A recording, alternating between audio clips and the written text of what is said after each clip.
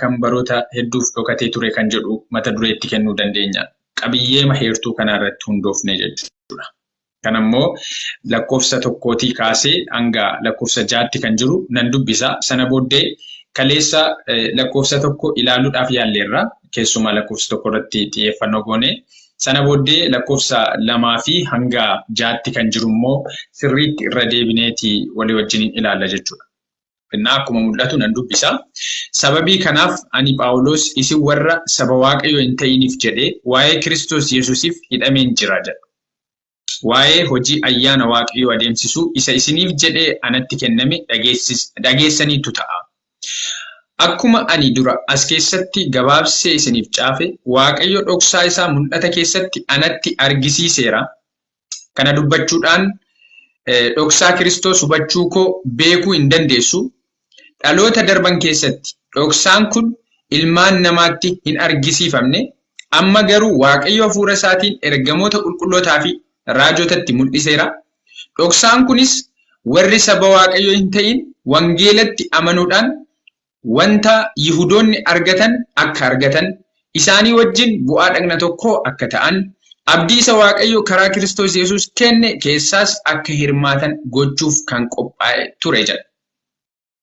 So, Efesoon boqonnaa 3 lakkoofsa 1 hanga 6 kan jirudha. Kanan amma dubbise. As keessatti kaleessa kan nuti walii wajjin ilaaluu jalqabne lakkoofsa 1 irratti jecha Phaawulos sababii kanaaf jedhu irraati kan.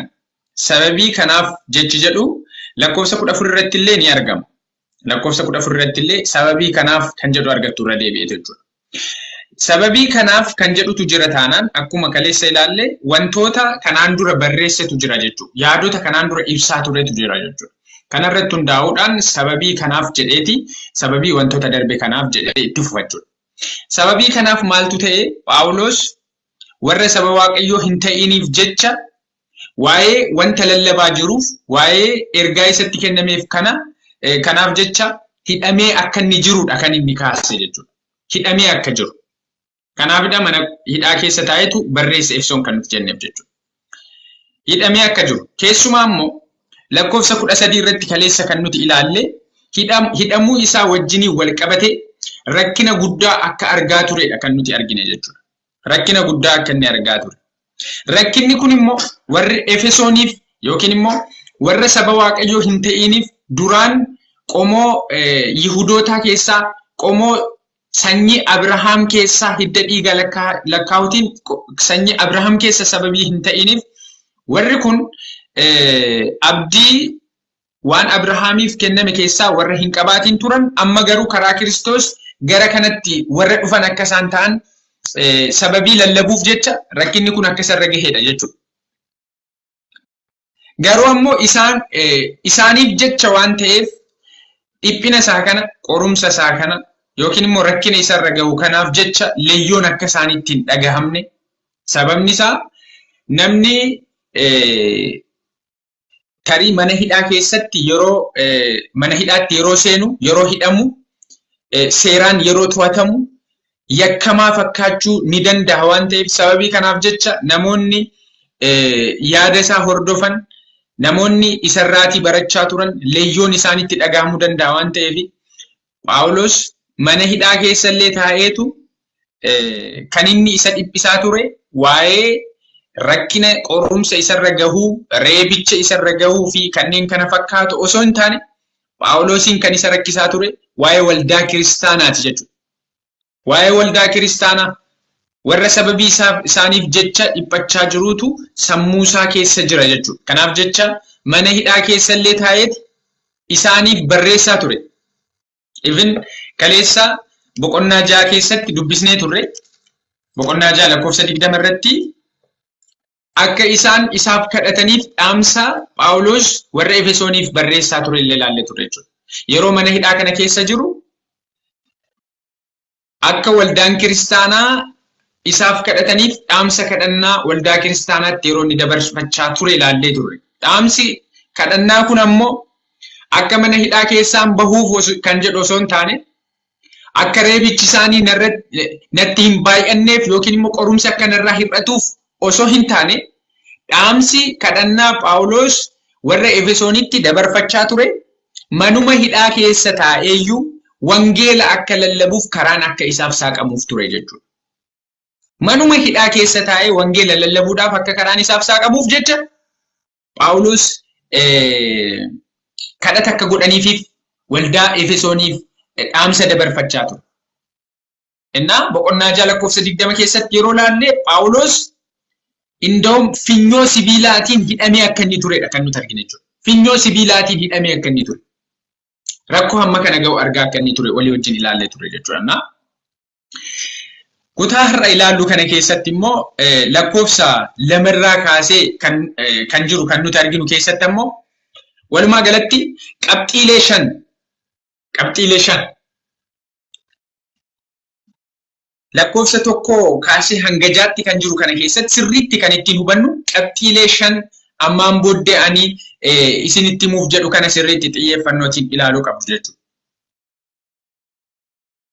Innis maalinni Phaawulos iddoo kanatti dhoksaan natti kennameerutu jira jechaa jira. Waa'ee kanaafidha kan inni yeroo hundumayyuu qormaata guddaa keessa jiru. Kan inni hidhameeyyuu waa'ee dhoksaa isatti kennamee jiru, waa'ee icciitii wangeela isatti kennameef jedhuuf dhiphachaa akka jiru ofii masaayyuu dubbateera. Garuu icciitni yookiin dhoksaan natti kennameeru sanuu mul'ataan natti kennameerutu jira jechaa jira Phaawulos jechuudha. Qabxiin jalqabaa akkasiin hubattan ani barbaadu Phaawulos ergaa kana kallattiidhaan kan inni barreessaa jiru amantoota waldaa Efesoon jiran keessumayyuu amantoota warra ormoota turaniif kan inni barreessaa jiru jechuudha. Lakkoofsa 1 irratti akkuma argitan. Isin warra saba Waaqayyoo hin ta'iniif jedheen waa'ee Kiristoosiif hidhamee jira jechaa jira. Waan ta'eef ergaan kun kallattiidhaan kan inni ilaallatu amantoota waldaa Efesoon keessa jiran warra duraan ormoota turan, warra duraan Yihudoota hin turre jechuudha. Ergaan kun yookiin immoo wangeelli kun gara ormootaatti kan inni deemuu danda'e dudduuba deebitanii yoo ilaaltan hojii ergamoota boqonnaa 8 kaastanii yoo ilaaltan akkaataa ittiin ergaan wangeelaa gara ormootaatti akka inni darbeedha kan isin argitan jechuudha. Hojii ergamoota boqonnaa 8 irraa kaaftanii yoo dubbistan.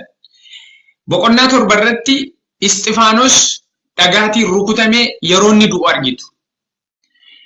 Battaluma sanatti boqonnaa 8 jalqaba irraa kaastanii immoo kan isin argitan Phaawulos ergama waldaa kiristaanaa ari'achuu, bartoota Kiristoos mana hidhaatti fiduu, akkasuma immoo yakkoota sukkanneessaa ta'an waldaa kiristaanaa irratti miseensa waldaa kiristaanaa warra Yesuusitti amanin irratti raawwachuudhaaf gaafa inni qabatee deemutti karaa kan biraa ammoo waldaan biyyoota garagaraa keessa bittimmaa'an miseensi warri Kiristoositti amanan biyyoota garagaraa keessa bittimmaa'uun isaanii ammoo babal'ina waldaa Waaqayyootiif karaa ta'e jechuudha. Babal'ina wangeelaaf karaa ta'e jechuudha. Kanumaa wajjin wal qabatee Waaqayyo mul'ata ijoollee isaatiif kennuudhaan akkaataa ittiin wangeelli kun kara ormootaatti darbetu jira. Qabxii inni duraa garuu kan nuti hubachuu qabna jedhee ani iddoo kanatti hubachuu qabdu jedhee yaadu ergaan kun kallattiidhumaan amantoota waldaa Efesoon keessa jiran warra ormoota turan amma immoo qaama Kiristoos warra ta'aniif kan ilaallatu akka inni ta'e akkasiin bartan. Qabxiin inni lammaffaan Phaawulos kan inni jechaa jiru lakkoofsa 2 irratti jechuudha. Hojiin ayyaana Waaqayyoo adeemsisuu yookiin immoo geggeessuu Phaawulosiif kennamee akka jiru. Argitanii hojiin ayyaana Waaqayyooti Phaawulositti kennamee akka jirudha kan inni kaasaa jiru jechuudha. Keessumaa warra ormootaaf jecha. Lakkoofsa 2 akkuma argaa jirtan maalidha kan inni jedhu? Waa'ee hojii ayyaana Waaqayyoo adeemsisuu isa isiniif jedhee anatti kenname dhageessaniittu ta'a jedhe Phaawulos. Hojiin kun Phaawulositti kennameedha. Hojiin maalii? Hojiin ayyaana Waaqayyoo yookiin immoo hojii wangeela lallabuu keessumaa ormootatti jechuudha. Phaawulositti akka inni kennameedha kan inni kaasu. Kanammoo yeroodhuma waamame Phaawulos karaa Damaasqoo irratti Kiristoos gaafa isatti mul'ate ergamni Phaawulos warra Ormootaatti akka ta'e maqaa dhahee ture. Hojii ergamootaa boqonnaa 9 lakkoofsa 15 yoo ilaaltan jechuudha. Hojii ergamootaa boqonnaa 9 lakkoofsa 15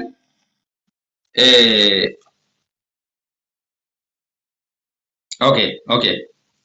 Hojii ergamootaa boqonnaa 9 lakkoofsa 15 irra yoo ilaaltan Phaawulos ergama akkamii akkasitti kennamedha kan nuti arginu. Akkas jedha. Gooftichi garuu jedha Anaaniyaasiin.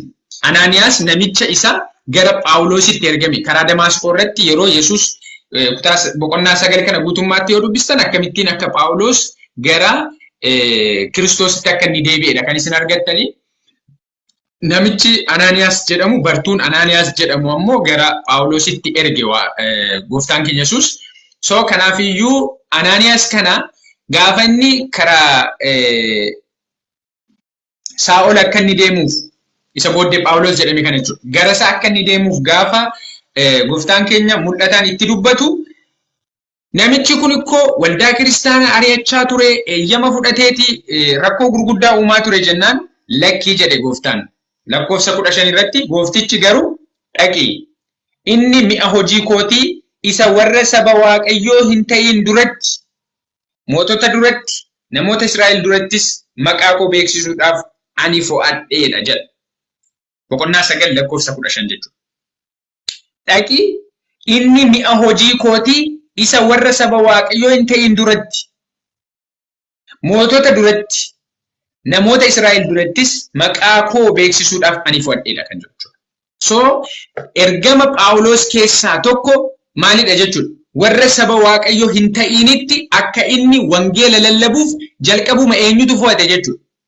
Gooftaan keenya karaa Damaasqoo irratti gaafa itti mul'ate ergamni Phaawulosiif kenname keessaa tokko warra saba Waaqayyoo hin ta'initti akka inni lallabuudha jechuudha. Akka inni wangeela lallabuudha.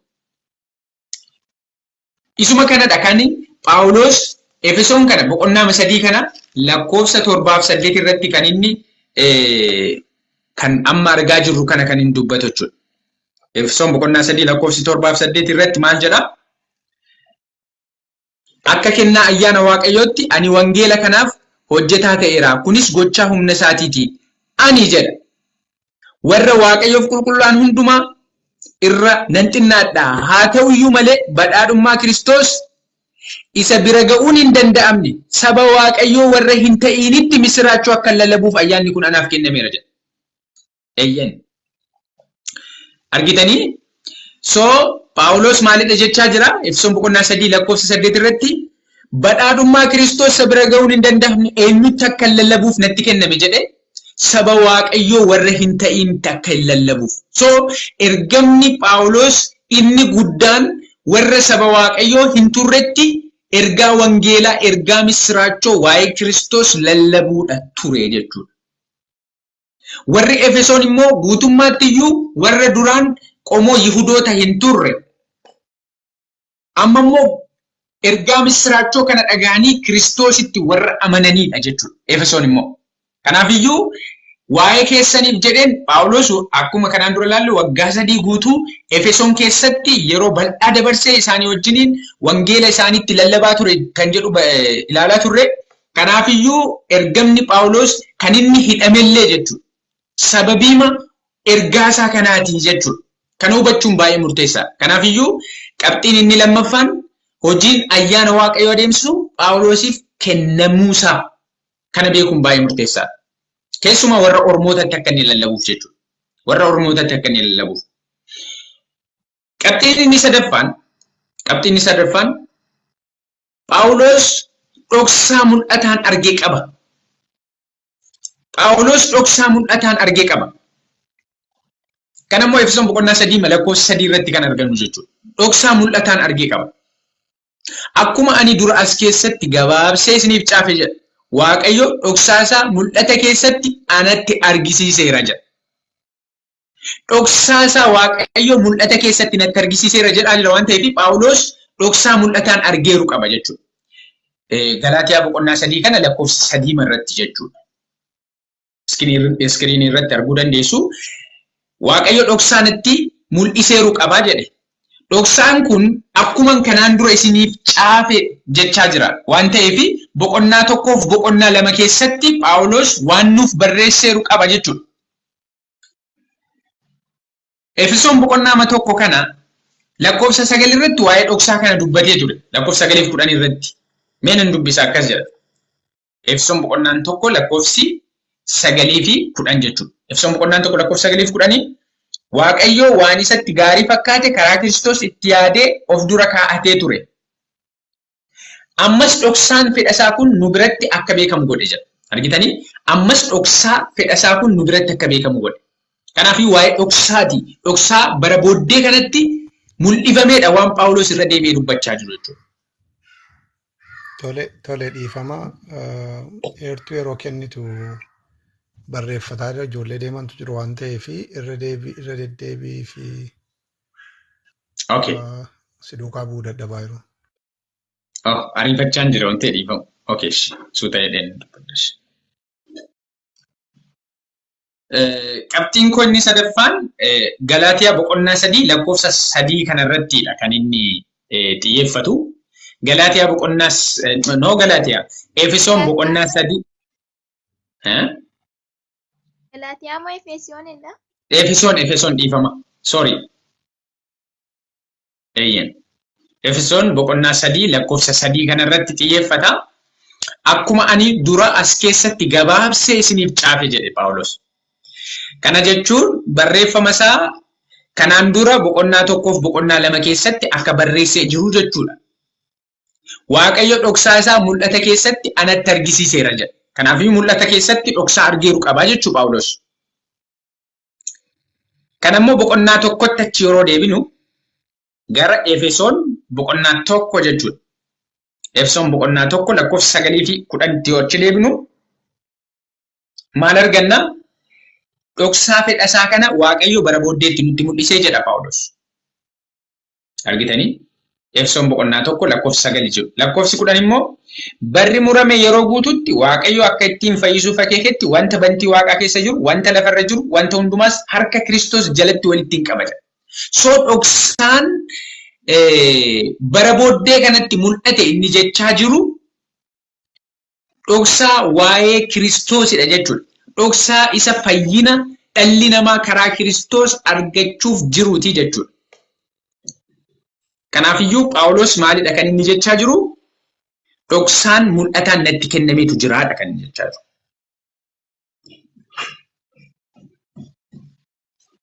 Boqonnaa 2 keessattis lakkoofsa 11 kaasnee yeroo ilaallu hanga 22tti yeroo ilaalle kutaa sana keessatti dhoksaan guddaan karaa Kiristoosiin dhalli namaa maal akka inni akka argate kan ibsu Phaawulos achittis dubbachaa ture jechuudha. Walumaa gala boqonnaa 3 lakkoofsa 3 kanarratti kanaan dura gabaabsee akkasiniif caafe kan jedhu Phaawulos boqonnaa 1 fi boqonnaa 2 keessatti kan caafe qaba.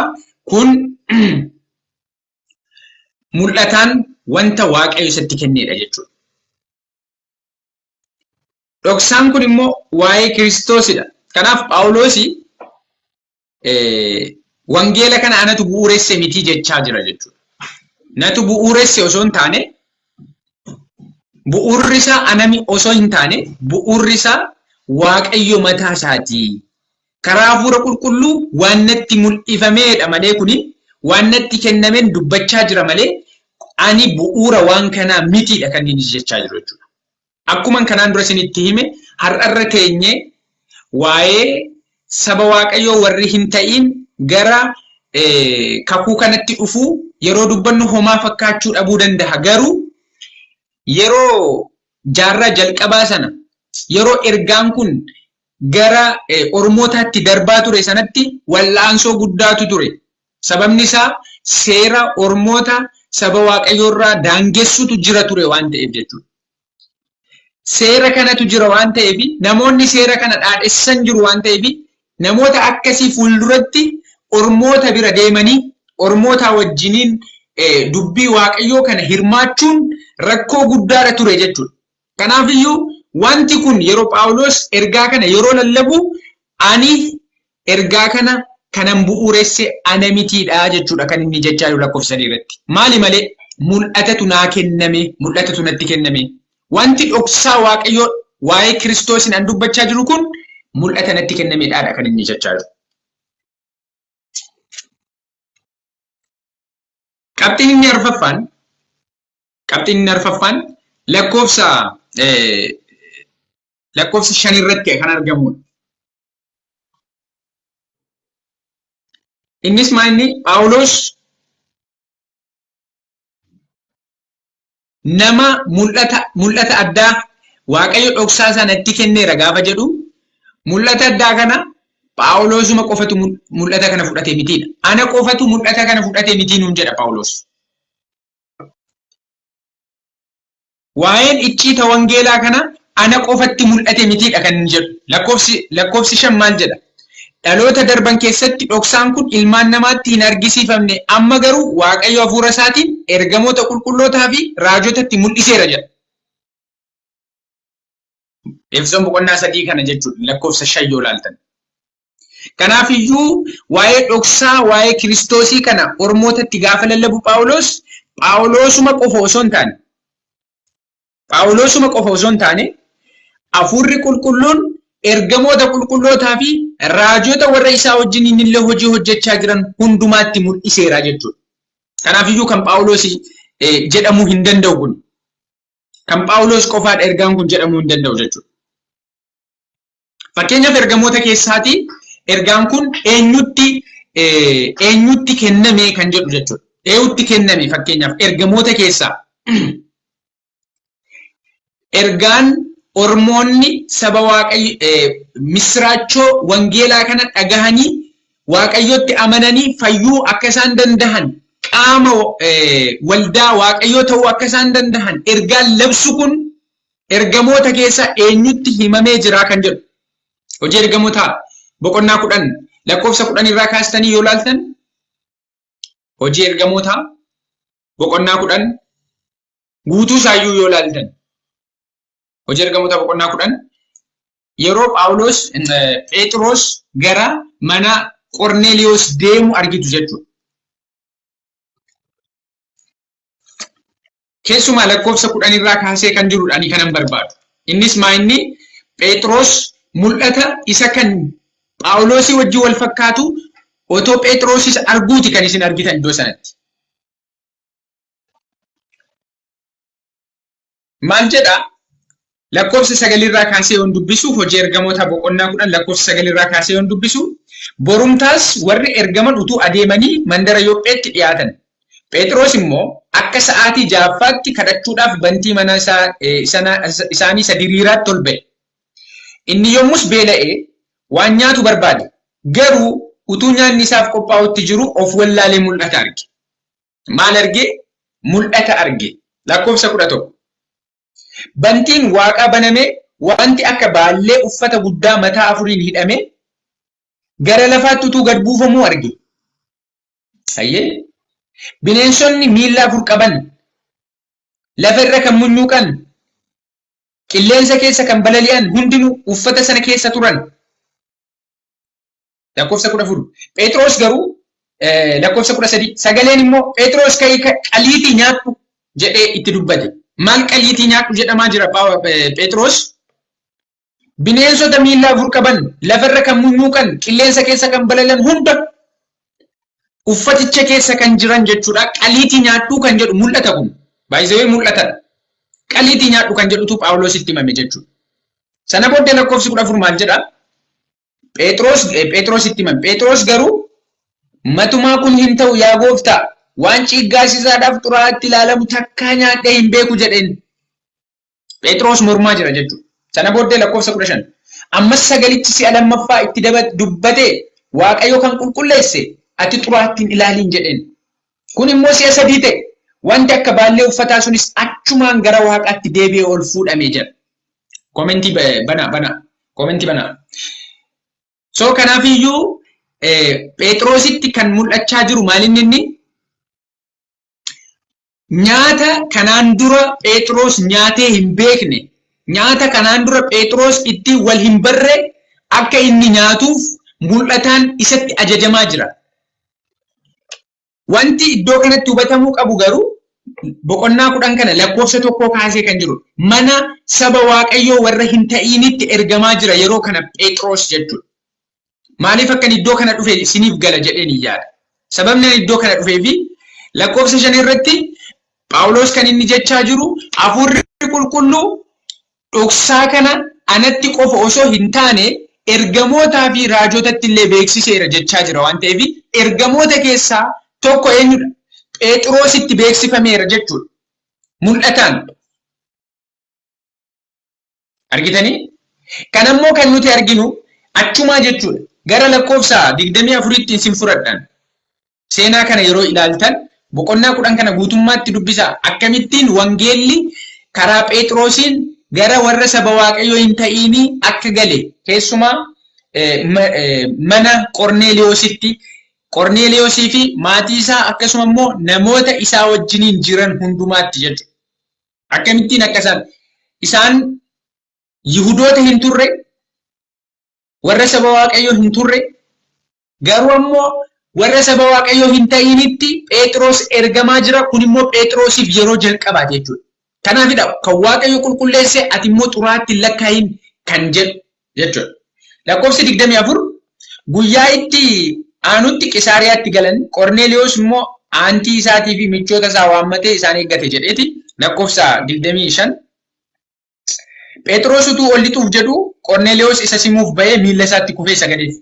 Phexros immoo ol isa qabee kayyanis akkuma kee nama hoo jedheen. Inni Qorneeliyoosii wajjin haasaa kanatti ol haasa'a manatti ol gale. Namoota baay'ee achitti walitti qabamanii argate. Jaraan Yihudii kan ta'e hundinuu asitti na dhaggeeffadhaa iddoon kun baay'ee murteessaadha. Lakkoofsi 28 hojii ergamoota boqonnaa 10 jechuu gooti. Lakkoofsi 28. Jaraan maal jedha Phexros? Yihudii kan ta'e hundinuu nama qomoo biraa wajjin walitti firoomuunii fi mana walii dhaquun seera akka hin ta'in isin iyyuu gaarii gootanii hin beektu jedheen. Waaqayyo garuu eenyumaan iyyuu ciiggaamaa yookiis xuraa akka hin jenneef anatti mul'iseera. Argitanii? Eenyumaan iyyuu ciiggaamaa akka hin jenneef natti mul'iseera. Kanaafan yommuu isin na waamsiftan utuun ittiin hin mormiin dhufe ammas maaliif akkanatti ergitan baruu nan barbaada jedhee jira. So kanaafiyyuu Phexros mana eenyu deemaa jira? Kanaan dura warra saba Waaqayyoo hin ta'in, kanaan dura firooma wajjiniin qabaachuu warra hin dandeenye, kanaan dura isaanii wajjiniin mana isaanii lixuu kan hin dandeenye, mana isaanii lixaa jira jechuudha. Isinii galee? Sababni isaa maaliif? Mul'anni Waaqayyoo isatti mul'ise sun waa'ee maaliiti jechuudha?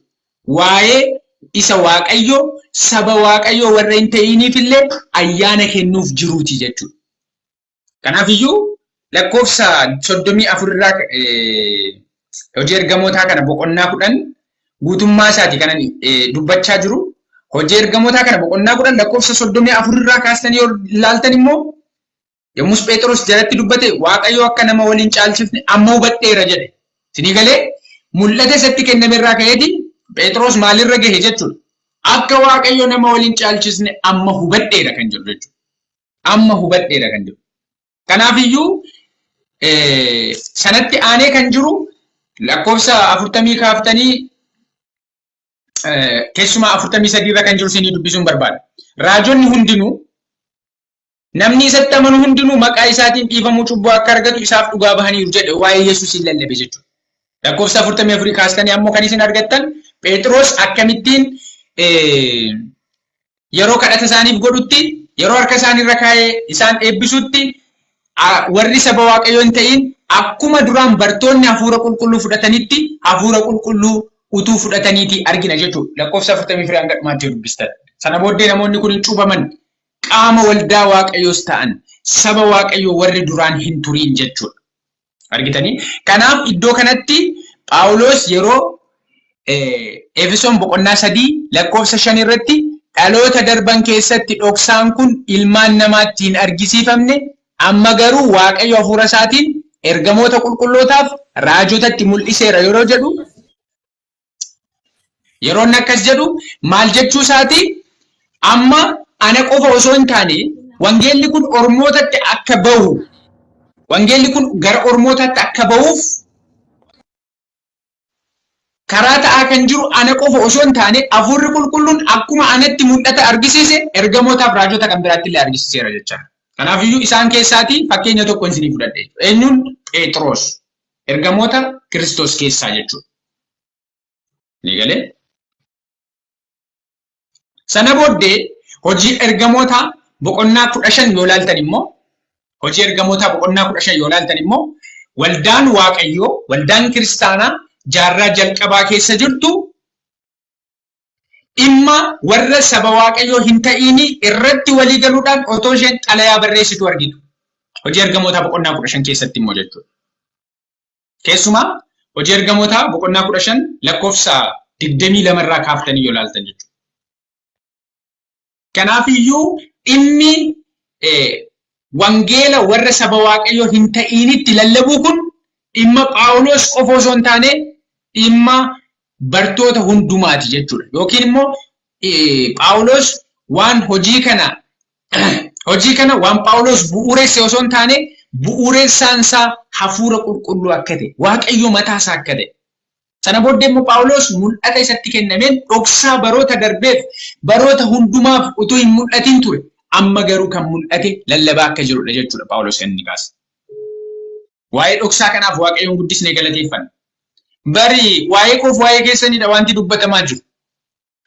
Waa'een icciitii saba Waaqayyoo warri hin ta'in wangeelatti amananii fayyuu kun waa'ee tolasaa fi waa'ee keessaniiti jechuudha. Warra qomoodhaan hidda dhiigaatiin Yihudoota hin ta'in jechuudha. Sirii galee? Hiddi dhiiga yoo lakkaa'ame aniif isinis achi keessa hin jirru jechuudha. Warra saba Waaqayyoo hin ta'in akkamitti wangeelli gara keenyatti akka dhufedha jechuudha kan nuti mari'achaa jirru. Waa'ee Efesoon yeroo dubbannu waa'ee Itoophiyaa saba Itoophiyaa illee dubbachaa jirra jechuudha. Karaa ayyaana Waaqayyootiin akkamittiin akka fayyifamne jechuudha. So Phaawulos warruma kanaaf jechadhaani kan inni hidhamee rakkachaa jiru ergam dhoksaan natti kenname dhoksaan barootaa jechaa jira waan ta'eef jechuudha. Qabxii inni shanaffaa fi inni xumura jechuudha. Qabxii inni shanaffaa fi inni xumura iddoo kanatti nuti ilaaluu qabnu warri saba Waaqayyoo hin ta'in maali dhoksaan kun kan jedhu. Dhoksaan ammaan gayoonatti dubbachaa jiru. Maali inni dhoksaan kun kan jedhu. Lakkoofsa jaarratti Efesoon boqonnaa 3 kana lakkoofsa jaarratti kan jirudha. Maalidha kan inni jechaa jiru? Dhoksaan kunis warri saba Waaqayyoo hin ta'in wangeelatti amanuudhaan wanta Yihudoonni argatan akka argatan isaanii wajjin bu'aa dhagna tokko akka ta'an abdii isa Waaqayyoo karaa Kiristoos Yesuus kenne keessaas akka hirmaatan gochuuf kan qophaa'ee ture jedha. Maqaan Waaqayyoo kan galateeffame haa ta'u. Efesoon boqonnaa 3 lakkoofsa 6 Waaqayyo isin eebbisu paaster. So Efesoon boqonnaan 3 lakkoofsa 6 keessatti wanta sadii argitu. Wanta sadii argitu. Innis maanni ormoonni gaafa wangeelatti amanan, gaafa Kiristoositti amanan wantoota sadii isaan argatan jechuudha. Tokko waan Yihudoonni argatan akka argatan. Bakka waan Yihudoonni argatan hundumaa warri saba Waaqayyoo hin turres amma gaafa Kiristoositti amanan akka argatan. Inni lammaffaan immoo asuma keessatti kan isin argatan jechuudha. Isaaniin wajjin bu'aa dhagna tokkoo akka ta'an. Bu'aa dhagna tokko akka ta'an. Kutaa qaama tokkichaa akka ta'an. Kutaa qaama Kiristoos akka ta'an. Kutaa waldaa kiristaanaa akka isaan ta'uu danda'an. Warri saba Waaqayyoo hin turre jechuudha.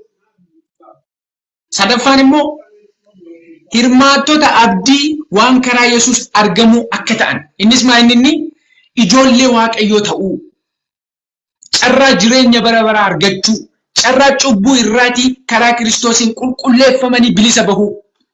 Carraa kana warri saba Waaqayyoo hin ta'in illee akka isaan argatan dhoksaa kanadha jechuudha. Waa'een Phaawulos kan hin dubbachaa jiru. Kiristoos wangeelatti kan amanan hundumtuu akka isaan carraa kana argachuu danda'anidha kan inni dubbachaa jiru jechuudha. So walumaa gala Efesoon boqonnaa 3 lakkoofsa 1 hanga 6tti kan nuti arginu qabxiilee shanan kana keessatti xumuramu jechuudha. Walumaa galatti yaada koo kanan gabaabseen gara yaada xumuraa paasteriin akka nuu kennan kanan paasteriitti dabarsu waldaan kakuu haaraa wanti adda godhu yoo jiraate waldaa kakuu haaraa wanti adda godhu yoo jiraate Kiristoos keessatti qaama tokko kan ta'an Yihuudootaa fi Ormoota bakka tokkotti qabaachuu isheeti. Waldaa kakuu haaraa wanti adda godhu jechuudha. Waldaa kakuu haaraa wanti adda godhu Kiristoos keessatti qaama tokko kan ta'an Yihuudoota, Giriikota, akkasuma immoo Ormoota warra saba Waaqayyoo dhiira, dubartii, garba, birmadoo otoo hin jedhin qaama hundumaa iddoo tokkotti qaama Kiristoos gootee hammachuu isheeti jechuudha. Kakuun haaraan kana Kiristoos keessatti namni hundumtuu tokko ta'uu jechuudha. Wanti nama ajaa'ibu macaafa qulqulluu keessatti Phaawulos warra Roomaaf gaafa barreessu jechuudha. Iddoo warri saba kakuu turan sun buqqa'an sabni kan biraan ammoo itti maxxanfamuu jedheeti kaasa jechuudha. Iddoo warri kan buqqa'an itti maxxanfamu qaama muka tokko ta'uu jechuudha. Saayinsii mukaa Kiristoos ani muka wayiniitis immoo damoota kooti jedhee ture. Dameen muramu jira, dameen bakka bu'u immoo jira jechuudha. Ani nan dagadde maal akka jedhamu waan kana. Damee tokkorraa fuudhanii damee kan biraa itti dha'uu kana jechuudha. Maal akka inni jedhamu. Roomee keessatti argattu. Roomee boqonnaa 10 jechuudha. Roomee boqonnaa 10 keessatti dhiifama ergaa Phaawulos gara warra Roomaatti barreesse boqonnaa 11 lakkoofsa 13 irraa kaastanii kan argattan ta'a. Seenaan nama dubbachuuf jedhu kana jechuudha. Mukti tokko yeroo buqqa'u mukti kan biraa immoo iddoo bu'u jechuudha. Boqonnaa 11 Roomee boqonnaa 11 lakkoofsa 13 kaasee hanga 24tti kan jiru. Roomee boqonnaa 11 lakkoofsa 13 hanga 24. Akkas jedha. Ammas isin warra saba Waaqayyoo hin ta'inittan dubbadha jedha. Warra saba Waaqayyoo hin ta'in. Ani saba Waaqayyoo warra hin ta'iniif ergamaa akkuman ta'e ergaa koo kanas ol nan qaba jedha. Ani ergamaa warra kamiiti jedha Phaawulos iddoo kanattis warra saba Waaqayyoo hin ta'iniiti. Kanaan Yihuudoota qomoo koo hinaafsisee isaan keessaa muraasallee oolcha waan ta'e nan dhamaa jedha. Kanaafiyyuu gam lamaan ittuu nan hojjedhaa jechaa jira. Gatamuun isaanii araaramuu biyya lafaa erga ta'e fudhatamuun isaanii immoo maal ta'inna laata eebba ta'uu danda'a jechuusaa. Inni warra du'a keessaa ba'aniif jireenya ta'uuf jira. Fudhatamuun isaanii jechaa. Lakkoofsa 16 irraa kaasee kan jiru siniin dubbisa. Bukicharraa gar tokko budduuqfamee Waaqayyoof kan qulleeffame yoo ta'e guutummaan bukichaas kan qulqulleeffame hin ta'a. Ani kutaa itti aanu kanan barbaada. Hiddi muka tokkos Waaqayyoof kan qulqulleeffame yoo ta'e damoonni mukichaas kan qulqulleeffaman hin ta'uu jedha. Kanaafiyyuu muka tokko irratti hiddi isaa kan qulqulleeffame taanaan damoonni isaas maal ta'u? Kan qulqulleeffaman ta'uu jedheeti achiin booddee itti fufee kan jiru kana sirriitti na caqasa waa'ee muka kanaa jechuudha. Lakkoofsa 17 Roomaa boqonnaa 11 lakkoofsa 17 garuu jedha damoota sana keessaa kaan irraa cabnaan ati immoo inni akka damee ejersa diidaa soora mukichi ejersaa sun qabu irraa hirmaachuudhaaf iddoo damoota cabaniitti itti maxxanfamteetta jedha. Luuk Roomaa boqonnaa 11 lakkoofsa 17dha kana nama dubbise jechuudha. Maal jedhaa? Garuu damoota sana keessaa Roomaa boqonnaa 11 lakkoofsa 17 damoota sana keessaa kaan irraa cabnaan keessumaa warri jalqaba damoota sana irra turan Yihuudoonni jechuudha. Isaan warri Kiristoositti amanuu didan irraa cabnaan achiin ati immoo inni akka damee ejersa diidaa. Damee ejersa diidaa jechuun gosa muka sanaa kan hin turre jechuudha. Maal taate jechaa jira? Iddoo damoota cabaniitti itti fayyifamteetta jedha. Kanaafiyyuu iddoo damichatti erga fayyifamtee damoota sanatti of hin jajin. Yoo of jajje garuu hiddichatu si qabee jira malee ati hiddicha akka hin qabin hubadhu. Kanaafiyyuu qaama mukicha jalqabaa ta'anii jechuudha. Qaama muka isuma jalqaba kakuu fudhatee sanaa ta'anii jechuudha. Qaama Yihuudoota ta'an, qaama Abrahaamiin ta'anii kakuu Abrahaam irraa hirmaachuu danda'an. Kanaaf boqonnaa 3 Efesoon kana lakkoofsa 6 irratti maal jedhaa? Isaan wajjin bu'aa dhagna tokko akka ta'an kan jedhu. bu'aa dhagna tokko ta'u. Isin hanga 24tti dubbifadhaa. Walumaa galatti isaan sun kan irraa caban amantii waan dhabaniif isin immoo kan isin itti fufuu dandeessan eeggannoodhaan deema. Waaqayyo isaan hin qusanne taanaan isin isin qusatu. Amantii qabaachuu keessantu immoo hundee kanarratti isin hambisuu danda'a jedha jechuudha. Hundee kanarratti kan isin hafuu dandeessan gaafa amantii qabaattan qofaadha jechuudha. Kanaafiyyuu amantii qabaachuun baay'ee murteessaadha jechuudha. Walumaa galatti warri saba waaqayyoo hin ta'in akkamittiin dhufaniiti saba waaqayyootti akka isaan makamanidha kan inni nuuf kaasu jechuudha. Dhoksaa guddaa kan Phaawulos jedhu baroota hunduma keessa kan ture amma garuu dhuma barichaatti kan mul'ifame kan jedhu isa kanadha jechuudha. Waaqayyoof galannaa ta'u paaster yaada gabaabaa akka nuuf kennitan isiniif dabarseera yaada.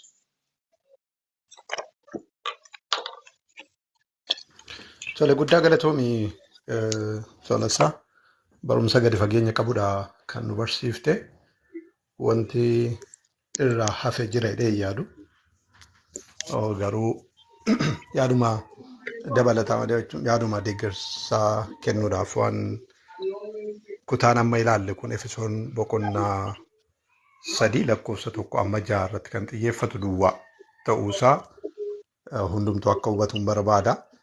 Eertuu inni kaan dabalataan hojii ergamootaatii fi bakka adda addaatii kan Tolasaan nuuf dubbisaa ture. Yaadota sana ibsuu fidharraa kan hafe qorannaan keenya Efesoon boqonnaa 3 lakkoofsa 1-6 ta'uusaa yaadachiisuun barbaada. Efesoon boqonnaa 3 lakkoofsa 1-6 iddoo sadiittan qoodee ilaalaan. Iddoo sadiittan qoodee ilaala. Lakkoofsa 1-2, lakkoofsa 3-4 fi lakkoofsa 5-6 iddoo sadan kanatti qoodamee ilaaluun kutaa kana sirriitti akka nuyi hubannu nu godha. Nagaama miti sagaleen koo? Eeyyeen dhaga'ama paaster. Kutaa isa jalqabaa keessatti lakkoofsa 1-2 yoo fudhattanii ilaaltanii waa'ee hidhaa kaasa. Waa'ee hidhamuu kaasa Phaawulos. Kanaafuu yeroo xalaa kana barreesse Phaawulos bashannanarra hin jiru jechuudha. Xalaa baay'ee waan isin bu'u ergaa Phaawulos jennee kan nuyi dubbifannu baay'een isaanii mana hidhaa keessaa kan barreeffamanidha. Kanaaf waa'ee hidhamuu isaatii kaasa. Waa'ee hidhamuu isaatii kana immoo hidhameeraatii waan ani hidhameef na jajaa'ii yookiin immoo dubbii kanaaf hidhee waan ani hidhameef na jajaa miti kan inni jechaa jiru. Hidhamuun yeroo sana akkamitti ilaalama jennee ilaaluun barbaachisaadha. Hidhamuun yeroo sanaa keessattuu bara bulchiinsa warra Roomaa keessaa namni tokko hidhamaa ta'ee loltoota Roomaatiin qabamee hidhame taanaan namni tokko yakkisaa guddaadha jechuudha. Wama xixinnoodhaaf jecha hin hidhani. Wama xixinnoodhaaf jecha gara waraana warra Roomaatti hin dabarsan al tokko naa qaba.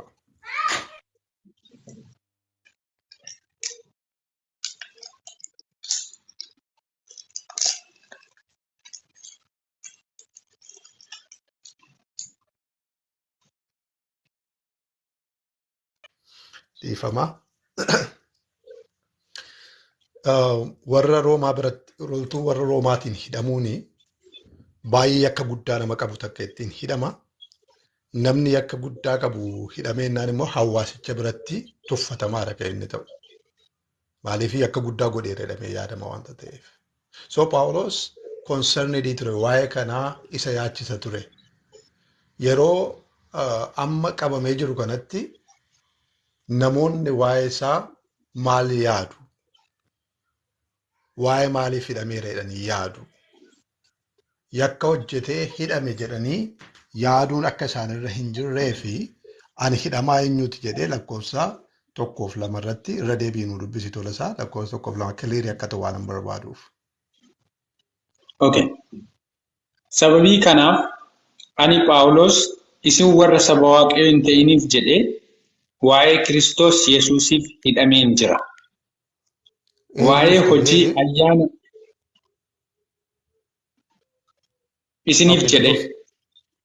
Isiniif warra kam? isin warra saba Warra saba waaqayyoon waaqayyoo hin ta'iniif. ta'iniif. Eenyuuf Waa'ee hojii ayyaana eenyutu waaqayyoo. aha Okay. Sorry. Waa'ee hojii ayyaana waaqayyoo adeemsisuu isiniif jedhee anatti kenname dhageessaniitu ta'a. eeyyee isa kana lallabuu kootiinanii maal ta'ee jira jedhe hidhamee jira jedhe dhugaa kana akka isin dhageessan gochuu kootiif wangeela fayyinaa kana akka isin dhageessan gochuu kootiif hidhameeti kanan jiru. Kanaaf ani hidhamaa kan eenyuuti jedhe kan Kiristoos malee kan waraana Roomaa miti jedhe. Hidhamaa waraana Roomaa utuu hin taane waa'ee Kiristoosiif jedheen hidhame. Yakka biraa waan hin qabuuf yakka biraa waan hin hojjedheef utuu hin taane Kiristoos Yesuusiin waanan isinitti lallabeef jecha kanaafidha hidhamuu koo. Kanaaf iyyuu waa'ee hidhamuu kootii kana yeroo yaaddanii wanti isin beekuun isin irra jiru kanadha jedhe. Sammuu keessan keessa waan kan biraan akka hin dhufne sababiin hidhamuu kootii waan tokkoof waan tokko qofadha. Inni immoo maalidha jedhe Kiristoos Yesuusiin isin warra saba waaqayyoo hin ta'initti lallabuu kootiinidha. Yaadadhaa fayyinni warra saba waaqayyootiif hin maleedhaan yaadu turan warri Yihuudootaa hin yaadan turan. Akkuma har'a namoonni addana keessatti koomentii jalatti illee dhufanii barreessanii waaqni sun waaqa warra Israa'eliiti waaqa warra Yihuudootaati nun ilaallatu jecha akkuma barreessanii warri Yihuudootaas akkasuma jedhu turanii. Warri Yihuudootaa achi asii warra kaaniif fayyinni hin malu warra kaaniif fayyinni hin ta'u jedhanii turani kan isaan amanan. Inni garuu maal jedhe isin warra saba waaqayyoo hin ta'initti wangeela kana lallabuu kootiin hidhameeti kanan jiru. Kanaan immoo isin maal argattaniittu? Ayyaana isa ittiin fayyifamtan argattaniittu ayyaana Kiristoos argattaniittu jedheetu waa'ee hidhamuu isaa wajjin wal qabsiisee kaasa. Qabxii lammaffaan inni itti aanee kaase lakkoofsa 2-3 irratti inni kaasu ammas koonsernii kan biraa qaba. Paawuloos. Koonsernii inni qabu sun maa inni wanti Paawuloos barreessu kun wanta Paawuloos ergu kun yaaduma dhuunfaa isaatiiti yaada mataa isaatiiti jedhame akka hin yaadamnee fi akka addanaa namoonni koomentii jalatti namoonni yeroo adda addaan argaa yeroo waan wangeelli lallabamu yeroo argan namoonni koomentii isaan kennanii kun warra Israa'eliifidha kan inni barreeffame malee nuun ilaallatu akkuma jedhanii yookiin immoo warri kaan immoo kun yaada Paawuloosidha malee yaada dhuunfaa isaatii keessa gale waanta ta'eef kun sirrii miti wangeelli keessan sirrii miti jedhanii busheessu akka isaan barbaadan hin beektu. Akkuma kana Paawuloos gadi buusanii akka isaan ergaa kana ilaalan hin barbaanne. Wanti an isiniif barreessu kun ergaan an isiniif ergu kun maddi isaa eessaati isa jedhu lakkoofsa 3 lakkoofsa 4 irratti immoo waa'ee kanaati jechuudha. Waa'ee hidhamuu isaaniif jedhee yookiis ergaa Kiristoosiin isaan biraan ga'uu isaatiif jecha hidhamuusa itti aansee immoo ergichi immoo kan Paawuloos kan dhuunfaa isaatii utuu hin taane madda irraa argate akka qabu lakkoofsa 3-4 irratti immoo kaa'a jechuudha. 3-4 irra deebii nuu dubbisi tole. Okay. Akkuma ani dura as keessatti gabaabsee isiniif caafe Waaqayyo dhoksaasaa mul'ata keessatti anatti argisiiseera. Kana dubbifachuudhaan dhoksaa Kiristoos hubachuu koo beekuu ni dandeessu jedha. Kanaaf eenyutu natti mul'iseedhe? Waaqayyotu natti mul'iseedhe. Waaqayyotu natti mul'ise anaani Waaqayyotu natti mul'iseedheetu lakkoofsa 4 irratti isa Waaqayyo natti mul'iseen ani immoo isiniif barreesse kana isin immoo dubbifachuudhaan dhoksaa kana hubachuu koo beekuu dandeessu jedha. Isin immoo dhoksaa kana hubachuu dandeessu. Dhoksaan kun garuu kan eenyu ta'e kan kootu hin taane kan Waaqayyooti isatu natti mul'ise. Wanta inni natti mul'ise kana immoo isiniif maal godheedha? Isiniif barreessa jedheeti kan inni kaa'u jechuudha. Kuni maddi ergaa kanaa eenyu biraa akka ta'e kaa'uusaati. Paawuloos utuu haasofnu waan namoonni baay'een akka qeeqaatti kaasanii akka raajota bara kanaa yookiis akka barsiisota bara kanaa yaada ofii isaaniitii fi yaada mul'ata Waaqayyo biraa dhufu wal keessa makanii waan hunduma isaa laakkeera Waaqayyo gooftaan maccaa jedhanii dubbatan miti Paawuloos. Wanta Waaqayyo biraa fudhate Waaqayyo biraan fudhadheedeeti ifatti kan inni dubbatu. Yaada ofii isaatii yoo kenne kun immoo yaada ofii kooti ta'eetifatti kan inni kennu jechuudha. Iddoo kanatti warra Efesooniif yeroo barreessu baay'ee kan nuyi qorataa jirru Efesoonidha. Isa sana bara yeroo bira geenyu kaasuu dandeenya. Warra Efesooniin maal jedhe dubbiin amma isinii barreessaa jiru kun waaqa biraa kanan fudhadhe mul'ata inni natti mul'isedha malee yaada nama dhuunfaa yookiis immoo yaada fooniif dhiigarraa dhufe miti jedhe galanni waaqayyoof haa ta'u. Dhiifama tokko.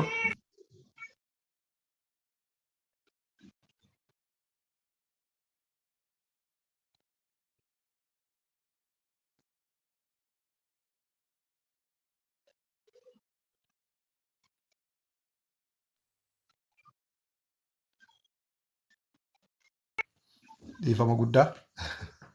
Rakkoon Mana keesseera isaantu gidduutti dhufa. rakkoon. Kanaafiyyuu kutaan lammaffaan isa kana ilaallateetu kutaa inni sadaffaan immoo lakkoofsa 5-6 irratti achi darbeetu Phaawulos wanti isatti mul'ate kun immoo maal akka ta'e immoo kaa'a jechuudha. Wanti isatti mul'ate ergaan isaaf dhufe eessa biraa akka dhufe eenyu biraa akka dhufe maddi isaa waaqayyoo biraa akka ta'e lakkoofsa 3-4 irratti ibseetu lakkoofsa 5-6 irrattitu wanti dhufe kun immoo maalidha jedhee dhoksaadha jedhee dhoksaan kun immoo eenyutti mul'ate jedhee raajotatti bartootatti ergamootatti kan maal ta'edha kan mul'atedha lakkoofsa 5 irratti. Okay, tunni dhoksaan kun edema darbeera ta'eeti dhoksichi maal akka ta'e hin beeknu turre. Dhoksaan kun immoo edee jechuudha lakkoofsa 6 irratti akkuma tole isaan sila kaafte dhoksaan kun immoo isa kanadha jedhe. Isin warri saba waaqayyoo hin turin amma maal taatan jedhe waa 3 argattaniitu jedhe jechuudha. Kanaan dura saba waaqayyoo hin turre. Saba waaqayyoo warri hin turre amma garuu warra Yihuudootaa warra saba waaqayyoo jedhamanii waamamanii wajjiniin waan wal isin qixxeessuu fi qixxeetti isin hirmaachisu waan 3 argattaniitu jedhe galanni waaqayyoof haa ta'u. Ameen. Taasoof nu namni meeqa akka hubattan hin beeku yookiis kanaan dura tola isaan kaasee raasaa hin beeku. Yeroo kamidha kanii ergaan yeroo dhumaatii fi warra Yihuudootaa biraa ba'ee gara warra Ormootaatti kan ce'e yoomidha yeroo jalqabaatiif.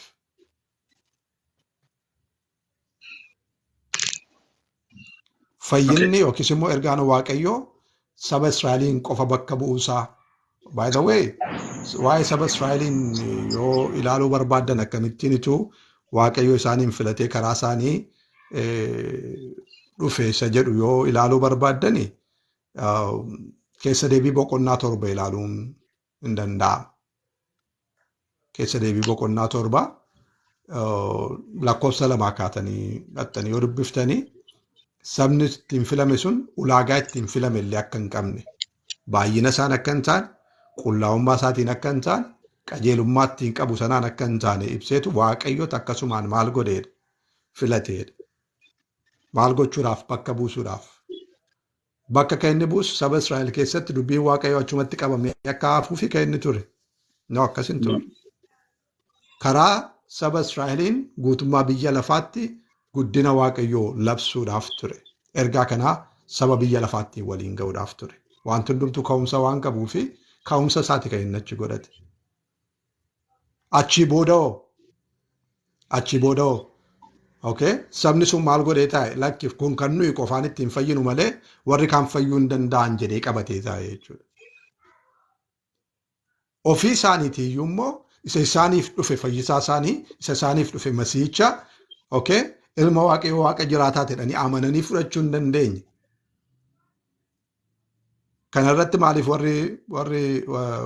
warri obboloonni keenya warri amantii islaamummaa hordofanii warri Yihuudootaa wajjin maal irratti akka isaan wal morman hin beeku kana ilaalchee. Warri Yihuudootaas gooftaa Yesuusiin ilma waaqayyoo waaqa jiraataa jedhanii fudhachuudha kan isaan dadhaban. Kanaafidha kan isaan fannisan ilma waaqayyoo ofiin jedheedhaniitu kan isaan fannisan malee akka kan biraa godheennaan miti. Kanaaf waa irratti wal dhaban hin qaban jechuudha lamaan isaaniiyyuu gama kanaatiin yoo deemnu. Okay? Inni garuu maal godhe yeroo Isxifaanosiin maal godhan? Isxifaanosiin dhagaadhaan rukutanii yeroo ajjeesanii yeroo sanarraa kaasee maal ta'e? Israa'el keessatti qabamee kan ture gara guutummaa biyya lafaatti maal ta'e? darbe jechuudha. Warra saba waaqayyoon ta'initti darbe. Galanni waaqayyoo haa ta'u. Yeroo sanadha kan inni du'uu Isxifaanosii kaase jechuudha. Guutummaatti sana booda lakkoofsa 5 fi 6 yoo ilaaltan egaa maal jedha jechuudha. Lakkoofsa 5 fi lakkoofsa 6 kun dhoksaa ture. Dhoksaan kun immoo bartootatti ergamootatti raajotaan mul'ifame jedhee dhoksichi immoo maalidha lakkoofsa 6 irra deebiin dubbisi waan sadii isaa argame sana. Okay. Dhoksaan kunis warri saba waaqayyoo hin ta'in wangeelatti amanuudhaan wanta Yihuudoonni argatan akka argatan, isaanii wajjin bu'aa dhagna tokko akka ta'an, abdii isa waaqayyo karaa Kiristoos kennes keessaas akka hirmaatan gochuuf kan qophaa'ee ture. Dhoksaan kun kanadha jedhe. Lakkoofsa irratti dhoksaa meedhee darbee jaarratti dhoksichi maal akka ta'e arge isayyuu immoo yeroo jalqabu maayidee jalqabe isin warri saba waaqayyoo hin ta'in wangeelatti amanuudhaan ishee kana jala muradhaa. Calluma meedhee orma waan ta'eef utuu hin taane wangeelatti amanuudhaan ormoota keeyyuu ta'e warra waaqayyootti namanne warra saba waaqayyoo hin ta'in iyyuu ta'e warri amma kun isaaniif ta'u warra wangeelatti amanuudha. Warra wangeelaan mormu miti. Warra wangeelatti amanu. Warra wangeelatti amantanii waan sadii akkasiin argattan tokko waanuma warri Yihuudotaa argatan hundumaa akkasiin argattan. Ameen. Wanti isin duraan hafu hin jiru jedhe. Wanti isaaniin abdachiifame, wanti Abrahaamiin abdachiifame, wanti isin duraa hafu tokko illee hin jiru jedhe.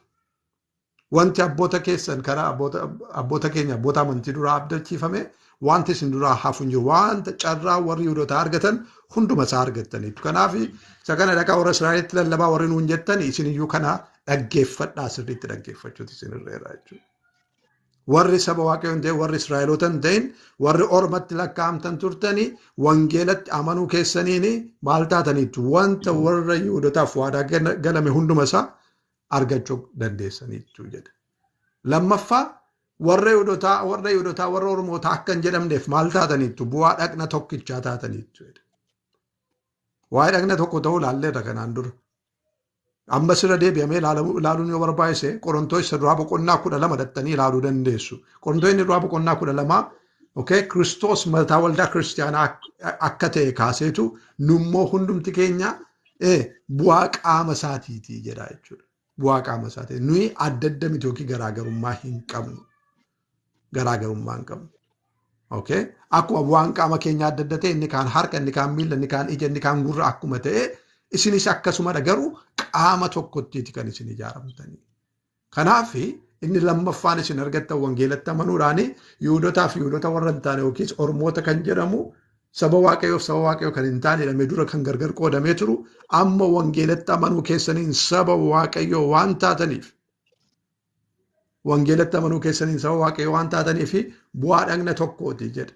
Kiristoos mataa waldaa kiristaanaati isin immoo qaama tokkodha. Yihuudotas ta'a kan biraas ta'a. Saba kamiin yoo taatan wanti tokko isin godhu wangeelatti amanuu keessaniidha. Afaan tokko dubbachuu keessan, qomoo tokko keessaa dhufuu keessan yookiin gosa tokko keessaa dhufuu keessan utuu hin taane wangeelatti amanuu keessaniin bu'aa qaama tokko taataniitu. Iccitii wangeelaa kanadha jechuudha. Sadaffaa irratti waan abdachiifame miti. Waan abdachiifame abdii sanatti qooda argattaniitu. Abdiin warra sanaaf abdii kan warra kanaa kan jedhamu tun jiraatiin warri wangeelatti amane hundumtuu jireenya bara baraa argachuudhaa fi dhaala mootummaa waaqayyoo argachuudhaa fi abdii abdachiifame sana keessaa maal taataniitu qooda argattaniitu. Maalitti amantan waan ta'eef wangeelatti amantan waan ta'eef. Wangeelli kun immoo eenyu biraa dhufeedha? Isa waaqayyoo biraa dhufeedha. Ani immoo maaliifan hidhamee jira? Wangeela fayyinaa kana isinitti lallabuu kootiifan hidhamee jira. So take it serious jechaa jechuudha. Kana akka salphaatti hin ilaalinaa jedheetu Phaawulos boqonnaa 3 lakkoofsa 1 hanga 6 gidduutti wantoota sadan kana irratti akka nuyi xiyyeeffannu jabeesseeti kan inni dubbatu isuma kana itti dabaluun barbaada tolee. Tarii kanaa wajjin wal qabsiisee kaasuu kanan barbaadu Efesoon boqonnaa 2 lakkoofsa 15 irratti yeroo darbe yeroo qoranne ka'ee ture waa'ee seerri iddootii kaafamuusaa seerri waa'ee kanaa dubbatu iddootii kaafameera kan jedhu dubbatamee ture. Efesoon boqonnaa 2, Efesoon boqonnaa 3 itti dabarree kan nu ilaallu seerota inni dubbataa jiru waa'ee abboommii kurnanuutu hin taane waa'ee abboommii kurnanuutu hin taane kan inni dubbataa jiru waa'ee seerota garaagarummaa jiranii kanadha. Seerota warra Israa'elii fi warra Oromoota warra saba waaqayyoo ta'aniif warra saba waaqayyoo hin taane gidduutti seerota kaa'amanii turanidha. Isa kana hubachuun yoo barbaachise kutaa 2 duwwaa akka dubbifannu barbaada. Isa tokko tola isaan sila dubbiseera dhumarratti hin dubbisiisa isa. Keessa deebii boqonnaa 7 mee lakkoofsa 2 nu dubbisi tola isaa. Keessa deebii boqonnaa 7 lakkoofsa 2. Okay. Waaqayyo gooftaan kee harka kee keessa isaan yommuu buusu, atis isaan yommuu rukuttu, hunduma isaanii ajjeese malee isaanii wajjin kakuutti hin galin. Oo'as isaan hin argisiisin. Itti fufi lakkoofsa 3.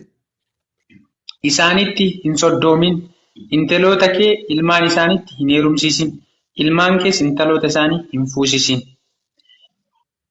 4. Kanaaf walitti maal hin godhinaa jedhee? Walitti hin soddoominaa.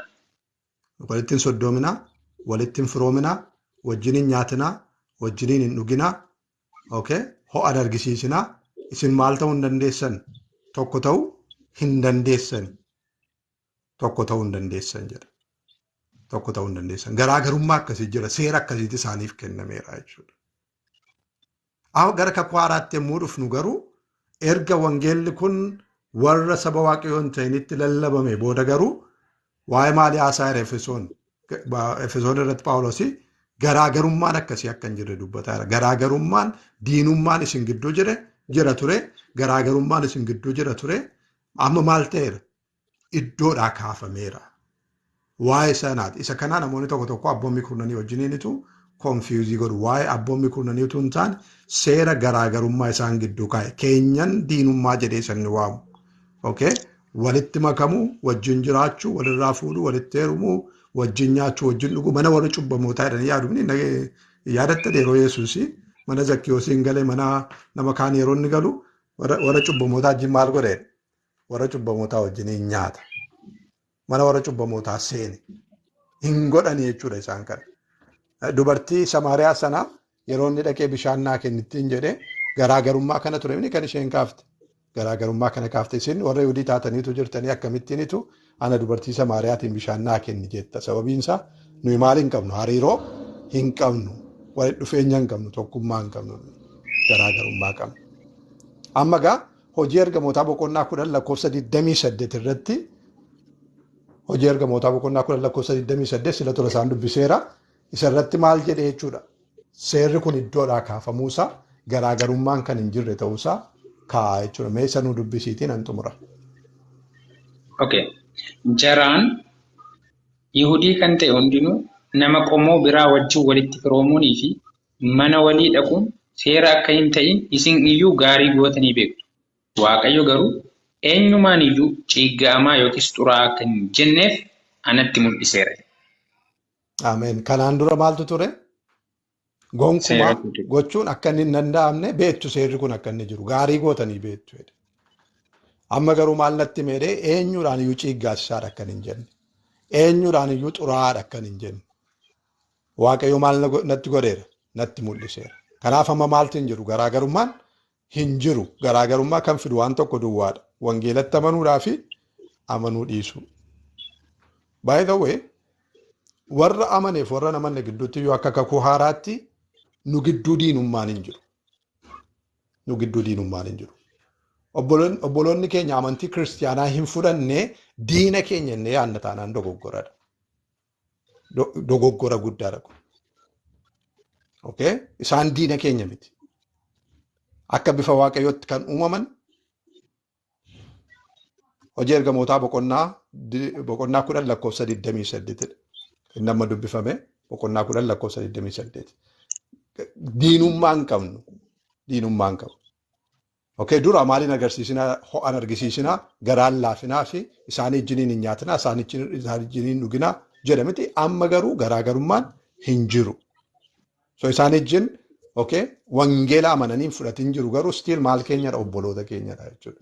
Kanaaf wangeelli fayyinaa kun kan inni isaaniin qaqqabuu danda'u diina isaan goone yookiis akka diinaatti isaan ilaallee isaan wajjin wal jibbinee utuu hin taane jaalala isa ittiin waaqayyo nu jaallate isaan ittiin biyya lafaa guutummaa jaallate isaanitti argisiisuu danda'utu nurra jira jechuudha. Waaqayyo isin eebbisu tola sasii deebiseera. Ameen paaster waaqayyo dachaa isin eebbisu. Ayyaana kanarra caaloo waaqayyo isiniif baay'isu jechuun jaalladha. Dhugaa dubbachuuf waan baay'eedha kan isin ittiin of dabaltanii. Hedduu namatti tola. Egaa qayyabannaan keenya Efesoon boqonnaan 3 lakkoofsi 1 hanga 6 kana fakkaata jechuudha. Walumaa galatti kanarratti namni gaaffii qabu jiraannaan Efesoon boqonnaa 1 lakkoofsa 6 amma qorannee kana keessatti namni gaaffii qabu jiraannaan akkasuma immoo yaadi addaa hoo jiraate yaada nuuf kennuu dandeessu. Tarii kadoo yoo yaada qabda ta'eetillee ergadhuuti yaada nuuf kennuu dandeessa. So gaaffii yoo jiraate isin hirkaanan fudhadhaa sana booddee walitti qabna jechuudha. Sa'aatiin amma kan keessan. Hayyee toli eebbifami. Paaster eebbifamaa isinillee waaqayyo isin haa eebbisu. Ani gaaffiillee hin qabu garuu xiqqoo masee kanarratti akkana hubachiistanidha barbaade. Innaa Phaawulos amma jechuudha iddoo baay'eetti wangeeladha kan inni waamu amma fakkeenya Galaatiyaa boqonnaa 1 lakkoofsa 1 kaasinatti fakkaata waan akkasiidha. Wangeela nuuni isin barsiisnee illee kan inni dubbatu jira. Kan Phaawulos jedhu kun wangeelichi sun isuma caafamee jiru kanadha moo waa'ee gooftaa Yesuus ilaallataa kan jedhu. Kanaaf godha. Okay. Waaqayyo dachaa isa eebbisu beeti. Gaaffii hedduu namatti toludha. Gaaffii baay'ee barbaachisaadha. Sababni isaa ammas waa'ee dhoksaa waaqayyoo kanaan dura namootatti mul'ifamiin ture jedheeti waa'ee kanaati kan inni kaasaa jiru waan ta'eef dhoksaa waaqayyoo wanti jedhame kun immoo wangeela wanti jedhame kun immoo Kiristoosii wajjin wal qabata moo waan biraadhaa gaaffiin jedhu kun gaaffii sirriitti irratti mari'atamuu qabudha. Tarii paaster isiniif mijannaan akka isin yaada irratti kennitan nan barbaada.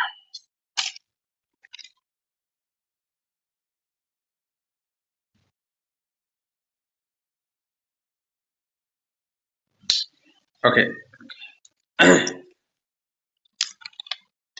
Tarii paasteriif yoo mijatu ta'e.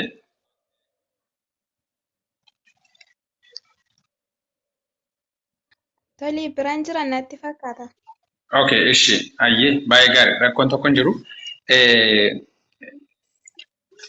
Keessumaa mata duree har'aa wajjiniin wal bira qabeetaniin dubbachuu barbaada'anii abbaan tokko yoo kadoof namni bu'u yoo jiraate tarii kadiriif namni tokko.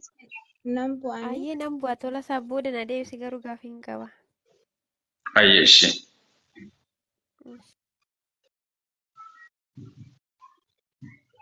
Okay, ishi galatoomte kitti. Okay, ishi. Amma kan nuti ilaalaa jirru Efesoon boqonnaa 3 keessatti keessumaa lakkoofsa 5 fi 6 irratti dhoksaa waaqayyo natti mul'isatu jira jedhe Phaawulos. So dhoksaan waaqayyo itti mul'ise kun immoo maalidhaa kan jedhu keessumaa fakkeenyaa fi warra Qolaasiyaasiif gaafa barreessu Phaawulos waa'ee dhoksaa kana isaanitti dubbachaa turenna. Qolaasiyaas boqonnaa 1 mee iddoo kana deemnee akka dubbifannu barbaada. Qolaasiyaas boqonnaa 1 lakkoofsa 26 irraa kaasee kan jiru jechuudha. Ergaan Phaawulos warra Qolaasiyaasiif barreesse boqonnaan 1 lakkoofsa 26 irraa kaasee kan jiru. Dubbiin kun jedha. Dubbiin kun bara durii jalqabee dhaloota turan duraa dhokatee ture jedha. Amma garuu warra waaqayyoof qulqullaa'anitti mul'ifameera jedha. Waaqayyo dhoksaa isaa ulfinaan guutuu kan warra saba isaa hin ta'in keessatti argisiisuudhaan warra kan isaatitti beeksisuu jaallate. Dhoksaan mul'ifame kunis Kiristoos isa isin keessa jirudha. Inni ulfina isin argachuuf jirtaniif abdii keessanii jedha. Nus isuma labsina.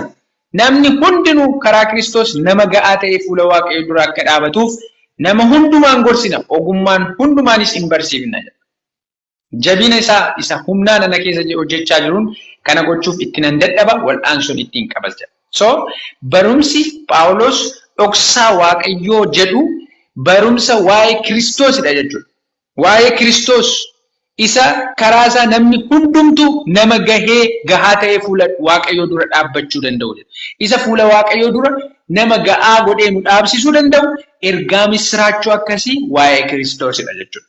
Dhoksaa wanti yeroo baay'ee dhoksaa Waaqayyoo icciita yeroo hedduu ture wanti Phaawulos jedhu waa'ee Kiristoosidha jechuudha. Kanaafidha lakkoofsa 27 irratti dhoksaan mul'ifame kun Kiristoos isa isin keessa jirudha kan hin jedhu. Waa'ee dhoksaa yeroo kaasu. Kallattiidhumaa wangeela wajjin wal qabate mee ani Roomaa boqonnaa 1 lakkoofsa 2 irratti Phaawulos waan jedhu isiniif hin dubbisa. Roomaa boqonnaa 1 lakkoofsa 2 irratti wangeelli kun isa Waaqayyo duraan dursee karaa raajota isaatii caaffata qulqullaa keessatti abdachiisedha jedha. Wangeelli kun jedha. Wangeelli kun waa'ee wangeelaati beetiin kan gaafatte. Wangeelli kun isa Waaqayyo duraan dursee karaa raajota isaatii caaffata qulqullaa keessatti abdachiisedha. Kanaafiyyuu caaffatuma guutuu kanatu wangeeladha jechuu osoo hin taane wangeelli eessa jira nuun jechaa jira. Wangeelli caaffata raajotaa keessatti abdii dubbatamee caaffata keessa jiruudhaadha kan jechaa jiru. Ishee kana sirriitti na hubadhaa waan jechaa jiru. Wangeelli caaffata keessa jiraadha kan jechaa jiru. Roomaa boqonnaa 1 lakkoofsa 2. Wangeelli kun isa Waaqayyo duraan dursee karaa raajota isaatii caaffata qulqullaa keessatti abdachiisedha. Kanaafiyyuu caaffata qulqullaa keessatti duraan dursee wanti Waaqayyo abdachiise waa'ee maaliitii kan jedhu immoo lakkoofsa 3 irra jira. Inni jedha waa'ee ilma isaa isa akka fooniitti sanyii Daawit keessaa dhalatee dubbate dhumeera jechuudha. Kanaafiyyuu wangeelli kan nuti jennu inni karaa raajotaa duraan dursee abdachiifame waa'ee eenyuuti jechuudha. Waa'ee Kiristoosidha jechuudha. Waa'ee Kiristoosidha jechuudha. Kanaafidha Phaawulos lakkoofsa 16 irratti Roomaa boqonnaa 1 lakkoofsa 16 irratti ani wangeelatti hin yella'u kan inni jedhu. Maqaan Waaqayyoo kan galateeffame haa ta'u. Ani wangeelatti hin yella'u. Achiin booddee dhaggeeffadhaa gasheen. Inni humna Waaqayyoo isa warri amantii qaban hundumaa duraan dursee warra Yihuudoota akkasumas warra Giriikota fayyisuudha. Wangeelli kun inni ani itti hin yellaane kuni humna Waaqayyoo isa ta'e isa nama hundumaa fayyisu isa Yihuudootas Giriikotas fayyisuudha jedha. Argitanii kanaafiyyuu wangeelli kun humna Waaqayyootiidha kan inni jechaa jiru jechuudha. Karaa kan biraa Phaawulos humna Waaqayyooti kan inni jedhu Qorontos duraa boqonnaa 1 yoo deemtan Qorontos duraa boqonnaa 1 lakkoofsa 24 irra maal jedha? Lakkoofsa 24. Warra Waaqayyo waameef garuu Yihuudootaafis taanaan Giriikotaafis taanaan Kiristoos humna Waaqayyooti ogummaa Waaqayyootis. Argitanii Qorontos duraa boqonnaa 1 lakkoofsa 24. Ani wangeelatti hin yella'u sababni isaa inni humna Waaqayyooti jedhe. Roomee boqonnaa 1 lakkoofsa 16 irratti jechuudha. Humna Waaqayyooti isa Yihuudootaa fi Giriikota fayyisuudha jedhe. Nama hundumaa isa fayyisuudha jedhe. Qorontos keessatti immoo tokkoffaa Qorontos boqonnaa 1 lakkoofsa 24 tti immoo warra Waaqayyo waameef Yihuudootaafis taanaan Giriikotaafis taanaan Yesuus Kiristoos inni humna Waaqayyooti ogummaa Waaqayyootis kan jedhu jechuudha. Kanaafiyyuu wangeelli caaffata qulqullaa keessatti kan abdachiifame waa'ee Kiristoosidha jechuudha. Ergaa misiraachoo dubbii gaarii waa'ee Kiristoos caaffata qulqullaa keessatti isa jirudha jechuudha. So wangeela gaafa jedhu Phaawulos waa'ee kanaati kan inni dubbatu. Waa'ee eenyuti? Waa'ee Kiristoos dubbata jechuudha. Kanaafiyyuu wangeelli kan biraan hin jiru jedha. Wangeelli kan biraan hin jiru. Garuu namoonni tokko wangeela kan biraa lallabuudhaaf namoonni barbaadan jiru jedha. Namoonni barbaadan jiru. Galaatiyaa boqonnaa 1 keessatti immoo. Wangeela kan biraa lallabuuf namni barbaadan jiru. Wangeelli lamallee hin jiru. Wangeela kan biraa. Yookiin immoo Kiristoos kan biraa. Kiristoos kan biraa. Maaliif wangeelli eenyudha jenneerra Kiristoosi.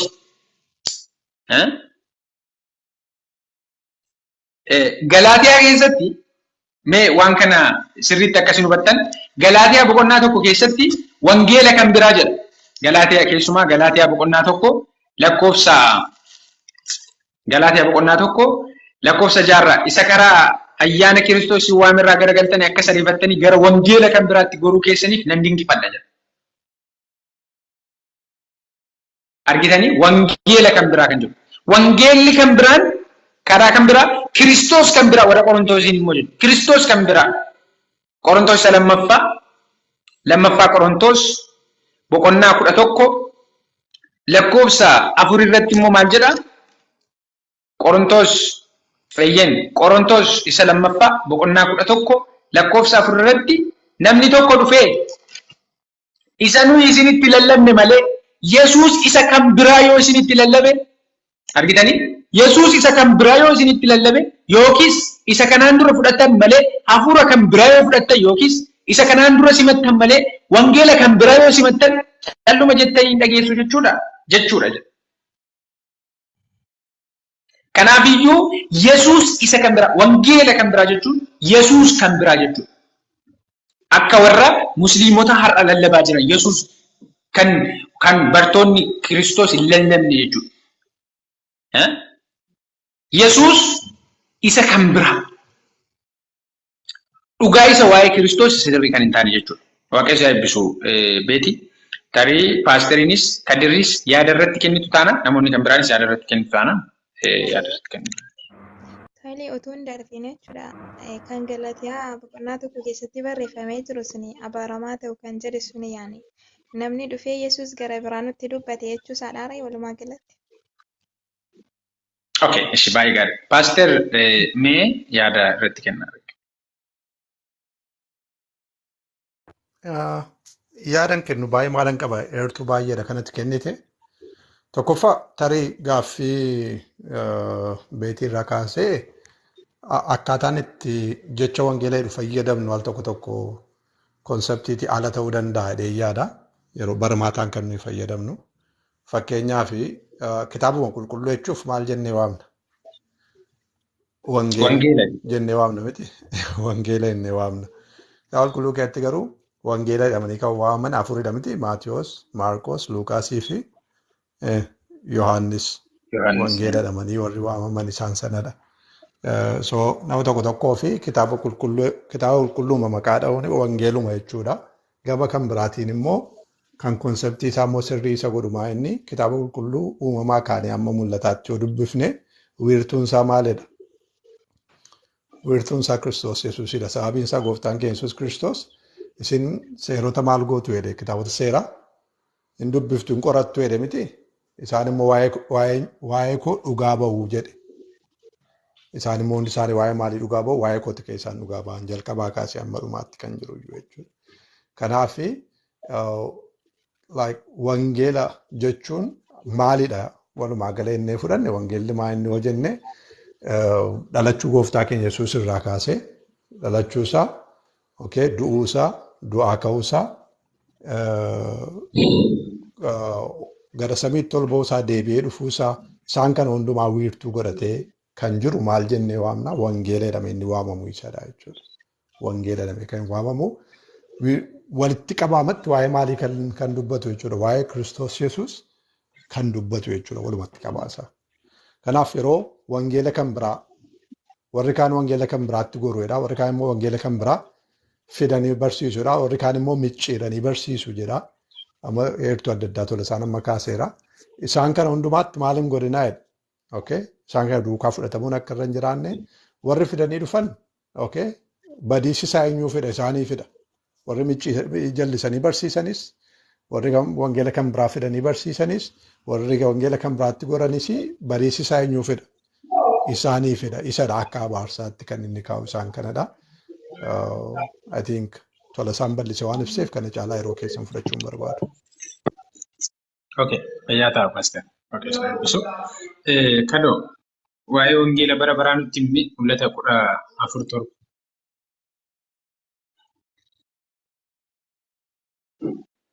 Tole, nagaan waaqayyoo hunda keessaniif haa ta'u akkam jirtu?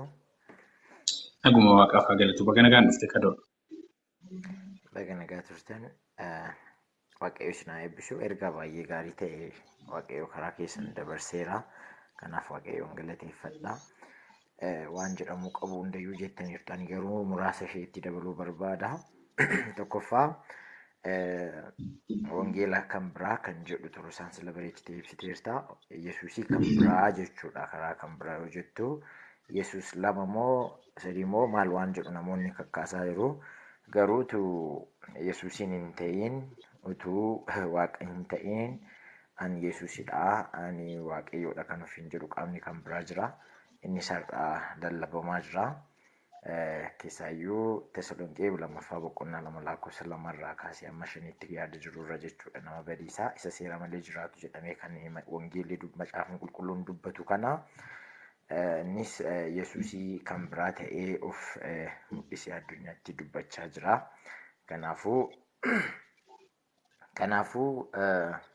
Yesuusiin kan biraa ofuma isaatii Yesuus jedhee maqaa kan moggaafate yookiin ammoo ani waaqayyoodha kan ofiin jedhu qaamni kan biraallee akka jiru akka hin daganne ani Yesuusidha utuu jedheelleedha akka hin dhaggeeffanne yaada jedhu asumaan kaa'uu barbaadeeti. Sababbiin isaallee wangeela kan biraatiin wangeela kan waaqayyoo utuu hin ta'in wangeela kan biraa kan mormituu waaqayyoo kan ta'e isa sanadha jechuudha. Nama cubbuu yookiin ammoo ilma badiisaa jedhamee waamamaa seera malee jiraataa ofiisaa ani waaqayyoodha ammoo ofiin jechuutti dubbataa jechuudha. Inni sun maal akka ta'e yeroo kan biraa bal'inaan hin baranna. Inni kan biraa kanan dubbachuu barbaadu ammoo mul'ata boqonnaa 14:7 irra isa jirudha. Iddoo sana ga'een dubbisaa maal akka ta'e namoota hundaaf iyyuu akka ta'u normaalii asumaan carraa kanatti fayyadamnee kutaan kuniin kutaa dubbifamuu qabu waan ta'eefan kanan dubbisuu barbaadee fi mul'ata boqonnaa 14:7 irratti ergamaa tokkotu waaqa keessaa humna guddaadhaan balali'aa yookiin ammoo kana booddee jedha 6 kana booddee ergamaan biraa tokko wangeela isa bara baraa baatee jedha. Wangeela isa bara baraa baatee warra lafarra taa'anitti saba hundumatti gosa hundumatti afaan dubbatamu hundumatti nama hundumattis labsuudhaaf bantii waaqaa walakkaa utuu balali'uu nan argee jedha Yohaannis gaafa mul'ata argu. Ergamaan kun wanti inni baatee jiru wangeela bara baraati. Wangeelli bara baraa immoo maalinni kan jedhu sirriitti deebi'eera. Paasteriin sirriitti ibsaniiru. Kiristoos Yesuus dhalachuu isaa irraa kaasee amma deebi'ee dhufuutti wanta jirudha. Keessaayyuu aarsaa ta'uu gooftaa Yesuus Kiristoosii sirriitti kan agarsiisudha. Wangeelli bara baraa oduu misirrachoo kan bara baraaf jiraatu dhala namaaf fayyinas kan ta'u aarsaa ta'uu Yesuus Kiristoosiiti. Inni kun immoo dhala namaa hundumayyuu fayyina akka isaaniif kennu kan dubbatamedha. Waa'ee isa kanaa lallabaa jechuudha. Ergamaan humna guddaadhaan waaqa keessa balali'u kuni isa kana lallabaa jechuudha. Walumaa galatti maal dubbachuu barbaadeetanii inni kunis yoo dubbatu ergamaan kunillee akkas jedhe sagalee guddaadhaan yeroon firdii isaa waan ga'eef waaqayyoon sodaadhaa ulfinas kennaa fi isa waaqa lafa galaana burqituu bishaanii uumeefis sagadaa jedhe. Ingidihi mata dureen kun gaafa Kadir yoo dandeesse sagalee kee ol kaasi. Sagaleen hin dhaga'amu jechuudha waan ta'eef yoo sii danda'amu ta'e halkanidha nan beeka garuu dandeesse ol kaasi.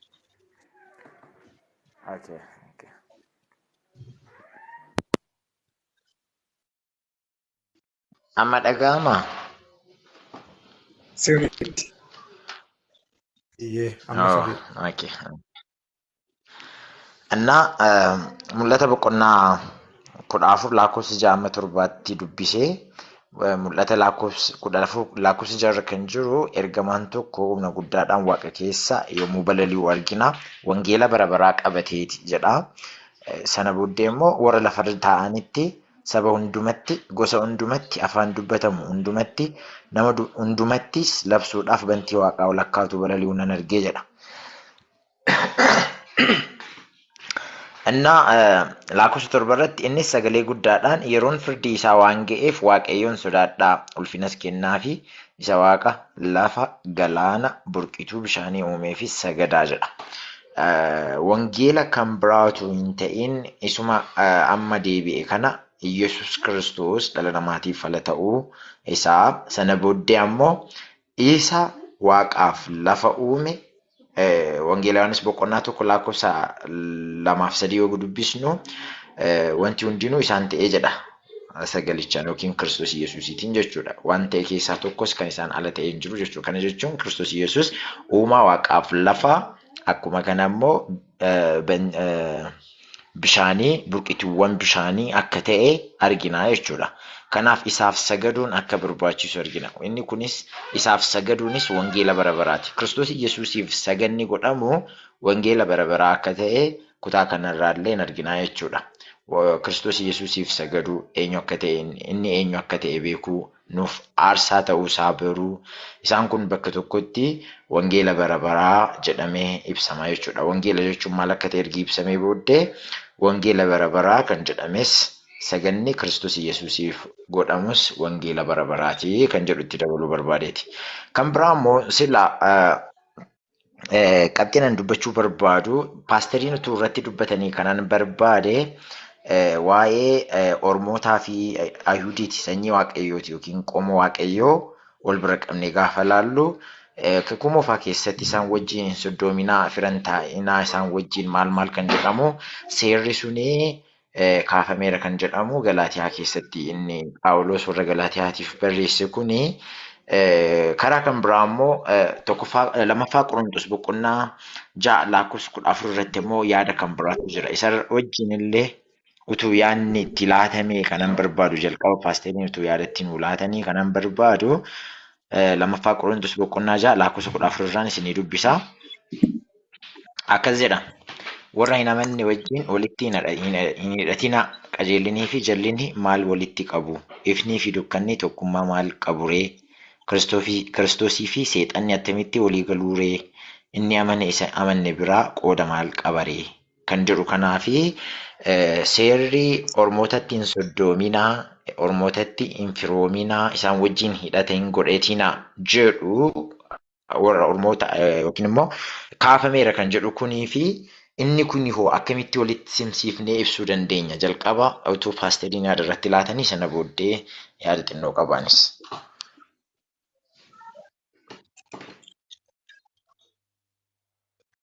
Okay. Jalqaba kadoo waaqayyo dachaa si eebbisu waa'ee wangeela bara baraa mul'ata 14 jaarratti barreeffamee nuuf ibsite. Innaa beetiin nana mana gaaffiin ati beetiin kaafte kallattiidhumaan macaafa keessatti wangeela jedhee Phaawulos kan kaasu ergaa misraachoo waa'ee Kiristoos ta'uusaa hubattee jirta. Galaatiyaa boqonnaa 1 keessatti ammoo wangeela kan jedhame sun namoonni wangeela kan biraa kan lallaban anas yoo ta'e ergamaa kan biraas yoo ta'e qaamni kamiyyuu isa nuti kanaan dura lallabneen addatti kan lallabu yoo jiraate abaaramaa haa ta'u kan jedhu yoo jiraate ergaa misraachoo waa'ee Kiristoos dhala namaaf bartoonni gaggeessaa hafuura qulqulluutiin barsiisan karaa raajotaa ergamootaa hafuurri qulqulluu lafa qabsiise kanaan adda kan ta'e kan barsiisan hundumtuu jechuudha. Abaaramaa haa ta'u kan jedhu ergamaa waaqarraallee yoo ta'e Phaawulos waa'ee kana ergamaan seexanaayyuu ergamoota ifaa fakkaatanii mul'achuudhaan wallaalchifatu kan jedhu jira waan ta'eef yeroo baay'ee irra deddeebiin dubbisaa turre. So beetiin sirriitti si ifeera jedheen yaada gaaffiin kee.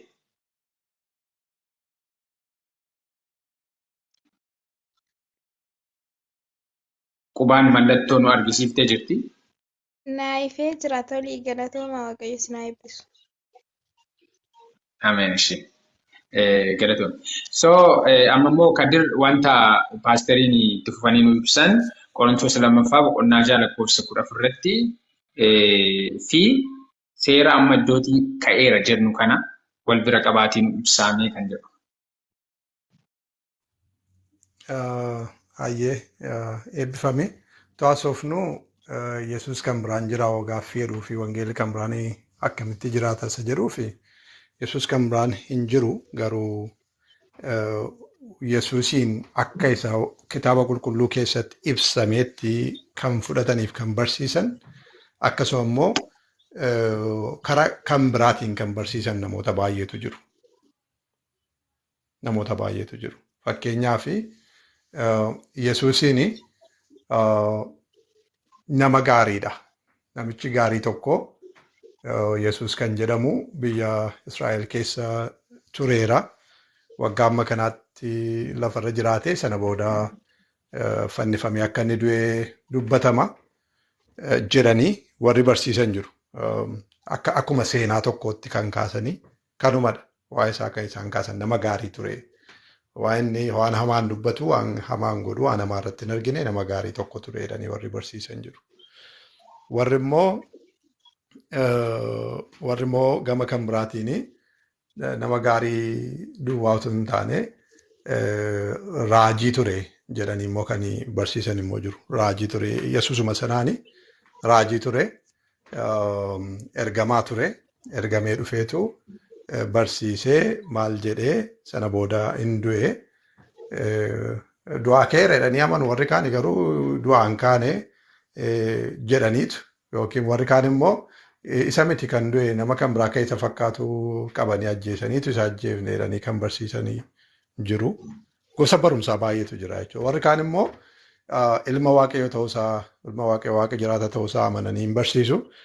Ilma waaqayyooti garuu inni ofiisaatii waaqa miti jedhanii warri barsiisan jiru jechuudha. Baay'eedha waa'ee Yesuus kana irratti barumsi kennamu baay'eedha.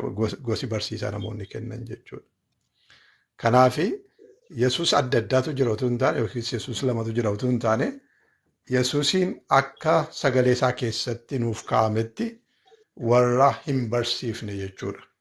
Warra akka sanatti hin barsiifne warra barsiisaa fi falaasama ofii isaanii duukaa bu'an keessattuu gaaffii akkamitti jedhu ofii isaaniif deebisuu warra yaalan jechuudha. Kitaabni qulqulluu akka deebisu ayyamuu fi dhiisanii ofii isaaniitii loojikii ofii isaaniitiin itti guutuu warri yaalanii Yesuusiin akka biraattidha kan isaan dhiyeessani.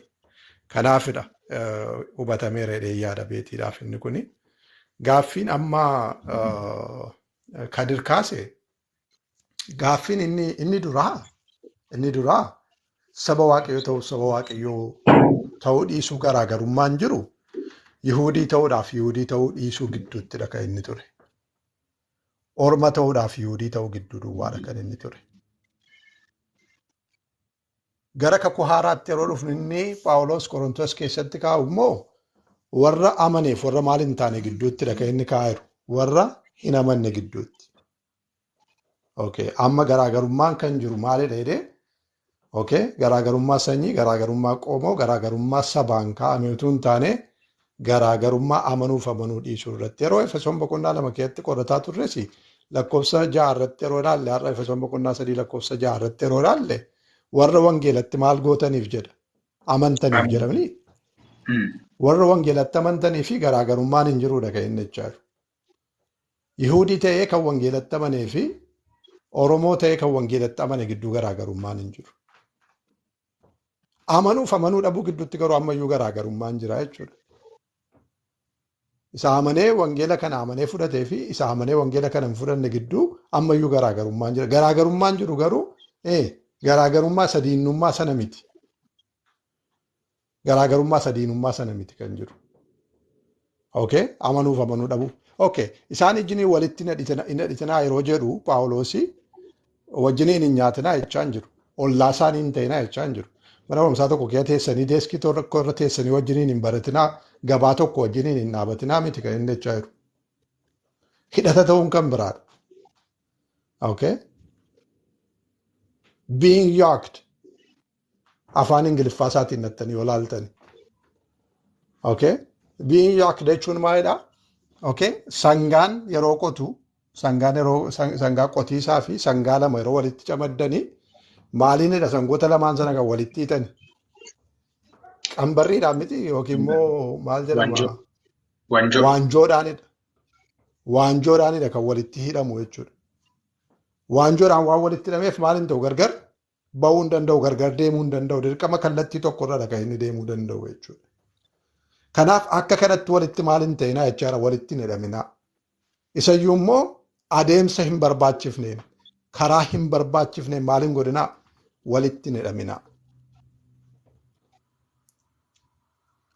Wajjiniin jiraachuudhaa fi wajjin nyaachuu, wajjin dhuguudhaaf, wajjin gabaa tokko dhaabachuudhaaf, wajjin kutaa tokko ta'anii barachuudhaa fi wajjiniin nyaatanii dhuguudhaa fi sanarra kan darbe hariiroo jabaa qabaachuun garaagaradha. Fakkeenyaaf gaa'ela wajjiniin dhaabbachuun rakkina mataa ofii isaatii qaba. Rakkina mataa isaatii qaba. Nama amaneef nama namanne gaa'ela wajjiniin dhaabbachuun rakkoo guddaadha kan inni qabu. Sababiin isaa filannoon keenya tokko miti, yaadni keenya tokko miti, amantiin keenya tokko miti, murteen keenya tokko miti, galmi keenyas tokko miti. Kan nuyi sodaannu waaqa tokko miti. Kan nuyi bulluuf waaqa tokkoof miti. So manni keenya maal ta'a jechuudha? Manuma tokko keessatti addunyaa lama jiraatama jechuudha. Manuma tokko keessatti abdii lamatu abdatama jechuudha. Kanaaf kun akka inni hin taanee fi maal hin ta'inaa? Okay? Walitti hin hidhaminaa. Walitti hin hidhaminaa. Gaa'ela akka fakkeenyaattidha kanan kaase. Inni kan waan baay'ee kaasuun hin danda'ama jechuudha. Sanaa wajjin kan wal qabatan waan baay'ee kaasuun hin danda'ama. Garuu sun akka waanjootti walitti hidhamanii wajjiniin kan deeman jechuudha. Kanaaf inni kakuu moofaa keessa jiru suni sabaan Yihuudii ta'uudhaa fi Yihuudii ta'uu gidduu kan turedha. Inni kun immoo amanuudhaaf amanuu dhiisuu gidduu kan turedha. Isaan biraa bishaan wal harkaa fuudhanii dhuguun illee akka hin jirre duraan kaasee dubbadheera. Bishaanumaa warra ormaa harkaa fuudhanii dhuguun akka xuraa'ummaatti lakkoofsisa. Okay? Amma garuu gooftaan keenya Yesuus Kiristoos ofii isaatiiyyuu mana eessaa seenaa turedha. Mana warra cubbamootaati kan inni seenaa ture. Mana warra cubbamootaa seenee isaan ejjiniin cubbuu isaanii hirmaachuuf utuu hin taane garuu cubbuu isaanii keessaa isaan furuudhaaf. Fakkeenyaaf mana Zakkiyoosiin yeroo seenee Zakkiyoosii wajjiniin cubbuu hirmaachuu utuu hin taane kan inni godhe maal? Okay?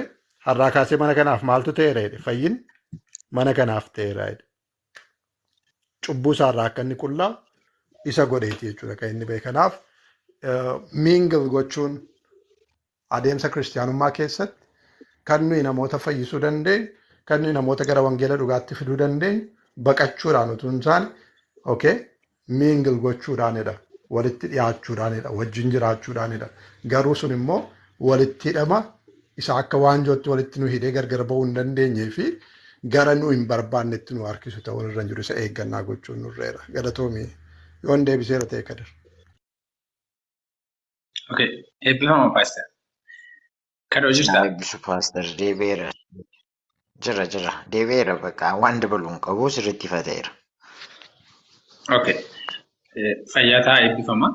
Kadhoo atillee gaaffii baay'ee gaariidha nuti gaafattee kanaaf waaqayyo dachaa si eebbisu. Kan biraan namni gaaffii qabu jira mata duree amma qayyabanne irratti.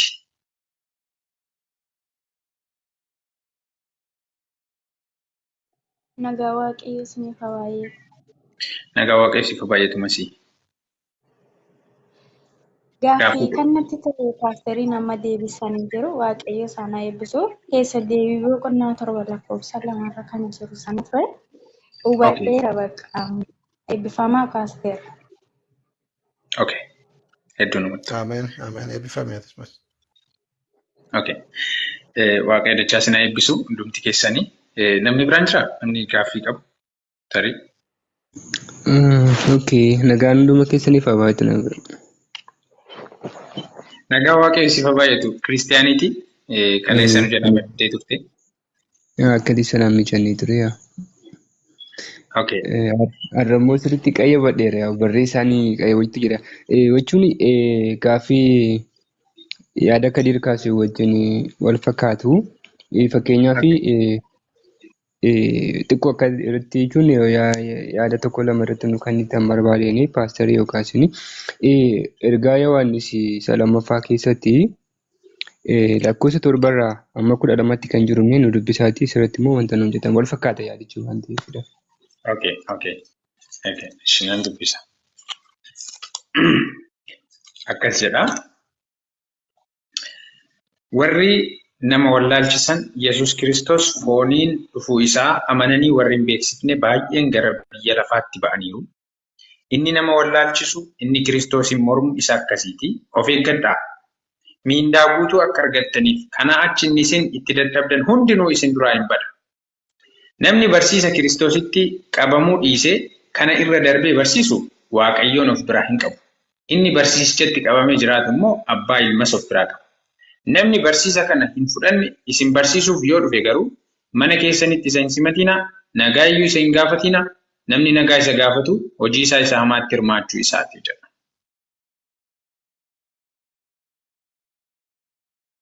Okay, Kiristiyaanitii. Gaaffii ati kanarratti kaasuu barbaaddisaa? Yaadicha reefuu jalqaba buleettiin keenya biitiin kaastee wajjin walitti siqee nu yaada. Maaf jennaan Phaawulosii Galaatiyaa boqonnaa 1:7 kaasee 8-9 gaafa dubbisnu irra deddeebi'ee dubbata. Keessaafiyyuu 9 irra deebi'een dubbadha. Wangeela nu isin barsiisne alatti ergamoota waaqarraa yoo ta'anii kana alatti kan isin barsiisan hundumtu maal haa ta'anii abaaramoo haa ta'anii jedhamne. Yohaannis immoo itti dabalee isa kana cimsee hubachiisuu barbaadana. Garuu isa reefuu tokkummaa hidhata yookaan tokkummaa rileeshnshiippii hin qabaatina jedhee keessa deebii boqonnaa 7 akkasuma isa reefuu kaastanii wajjin wal qabatana. Isa gara dhumaa jiru kana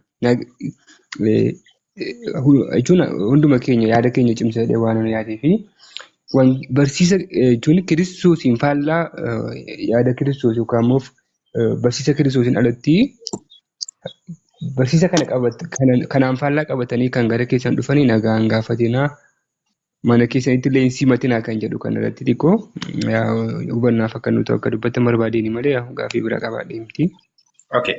Okay. Yaadni kee ifaadha. Waaqayyo dachaa si eebbisu.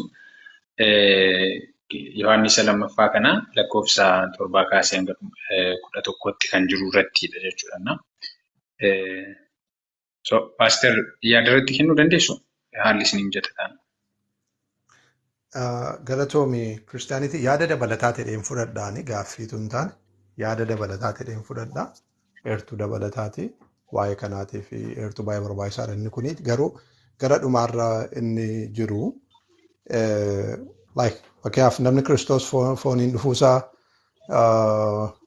hin amanneedha. Warra akka ittiin hin barsiifneedha kan inni akkuma silas niin jedhe waa'ee Kiristoosiin namoonni waa isaan jedhanii barsiisan baay'eetu jira. Hafuuraan dhufe malee fooniin hin dhufne qaamaan hin dhufne warri jedhan jiru. Waan adda addaatti guutuu fedha sababiin isaa inni waaqadha. Erga waaqa ta'e immoo maal ta'uu hin danda'u? Du'uu hin danda'u. Nama ajjeesuu hin danda'u. Isa akkamittiin isaa ajjeesuu jedhanii kaasuu. Kun isaan sila isiniin jedhedha. Gaaffii akkamitti ofii deebisuu hin danda'amne loojikiidhaan itti guutuudhaaf jecha wanta baay'eedha kan namoonni jedhanii waa'ee Yesuusiin barsiisan. Kanaafidha eeggannaa gochuun nurradha kan jedhu. Garuu dhumarratti eertuu amma dubbifame gara dhumarratti namni kana isin barsiisuudhaaf gara mana keessanii yoo dhufe mana keessanitti maal hin godhinaa jedhe. Isa simatinaa.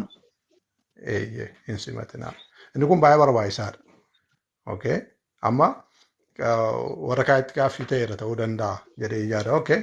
Miingil gochuun nurreera wajjin jiraachuun nurra jira baqachuu hin qabnu yeroo jennu kun immoo kiyyoo nutti hin ta'u kan jedhu jira keessattuu.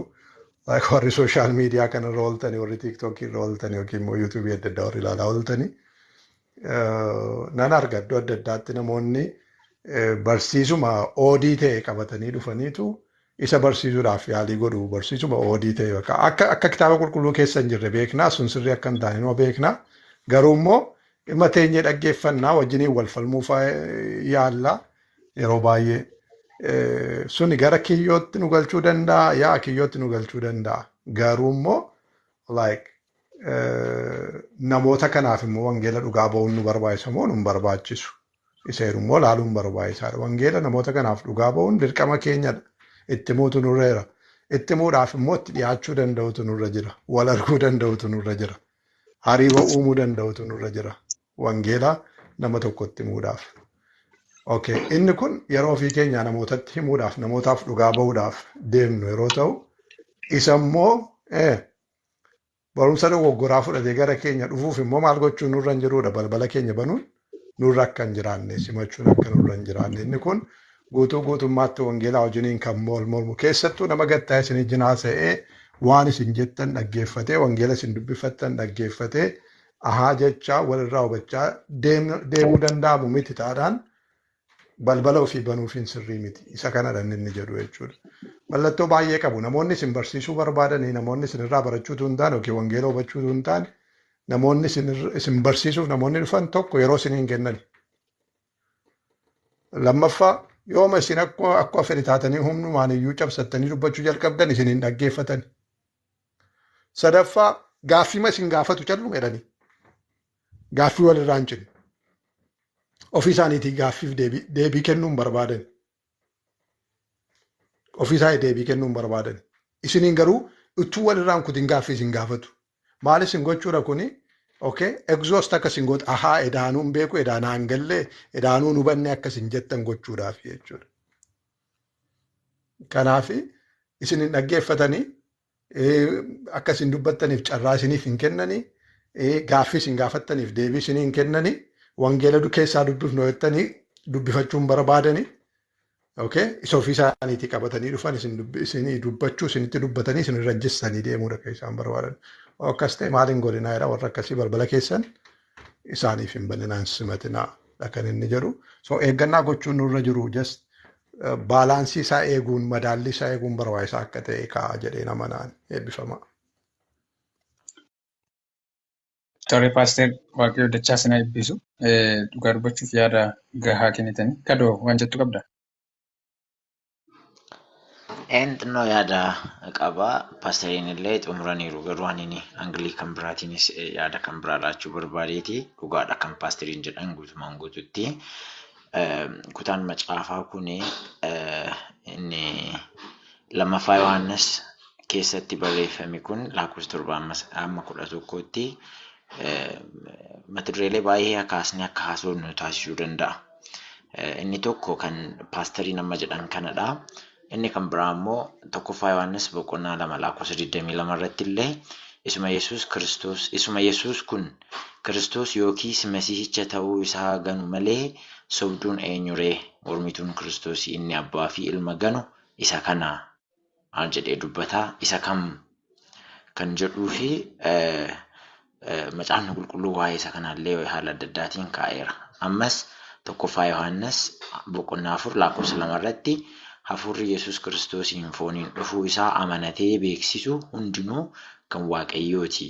Kanaanis hafuura Waaqayyoo ta'uu isaa hin hubattu jedha. Yesuus Kiristoos fooniin dhufuu isaa namni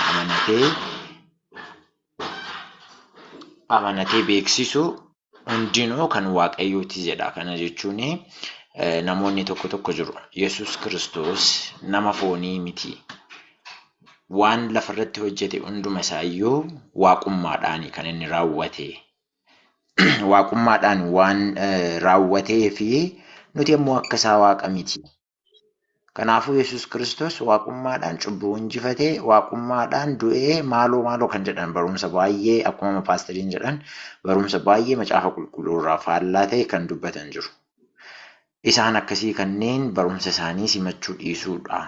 Inni lakkoofsa 11 irratti namni lakkoofsa 10 irratti namni barsiisa kana hin fudhanne isin barsiisuuf yoo dhufe garuu mana keessanitti isa hin simatinaa nagaayyuu isa hin gaafatinaa kan jedhamu kun barsiisota akkasii kana warra barsiisa akkasii kana qabatanii dhufan kana barsiisa isaanii sana dhaggeeffachuu dhiisuun baay'ee barbaachisaadha. Sirrii miti waan ta'eef kan jirudha. Kanaafidha. Ammas tokkoffaa Wangeela Yohaannis boqonnaa 1 lakkoofsa 14 irratti sagalichis nama foonii ta'e nu giddus buufate ulfina isaa isa ayyaanaa fi dhugaadhaan guutes argine.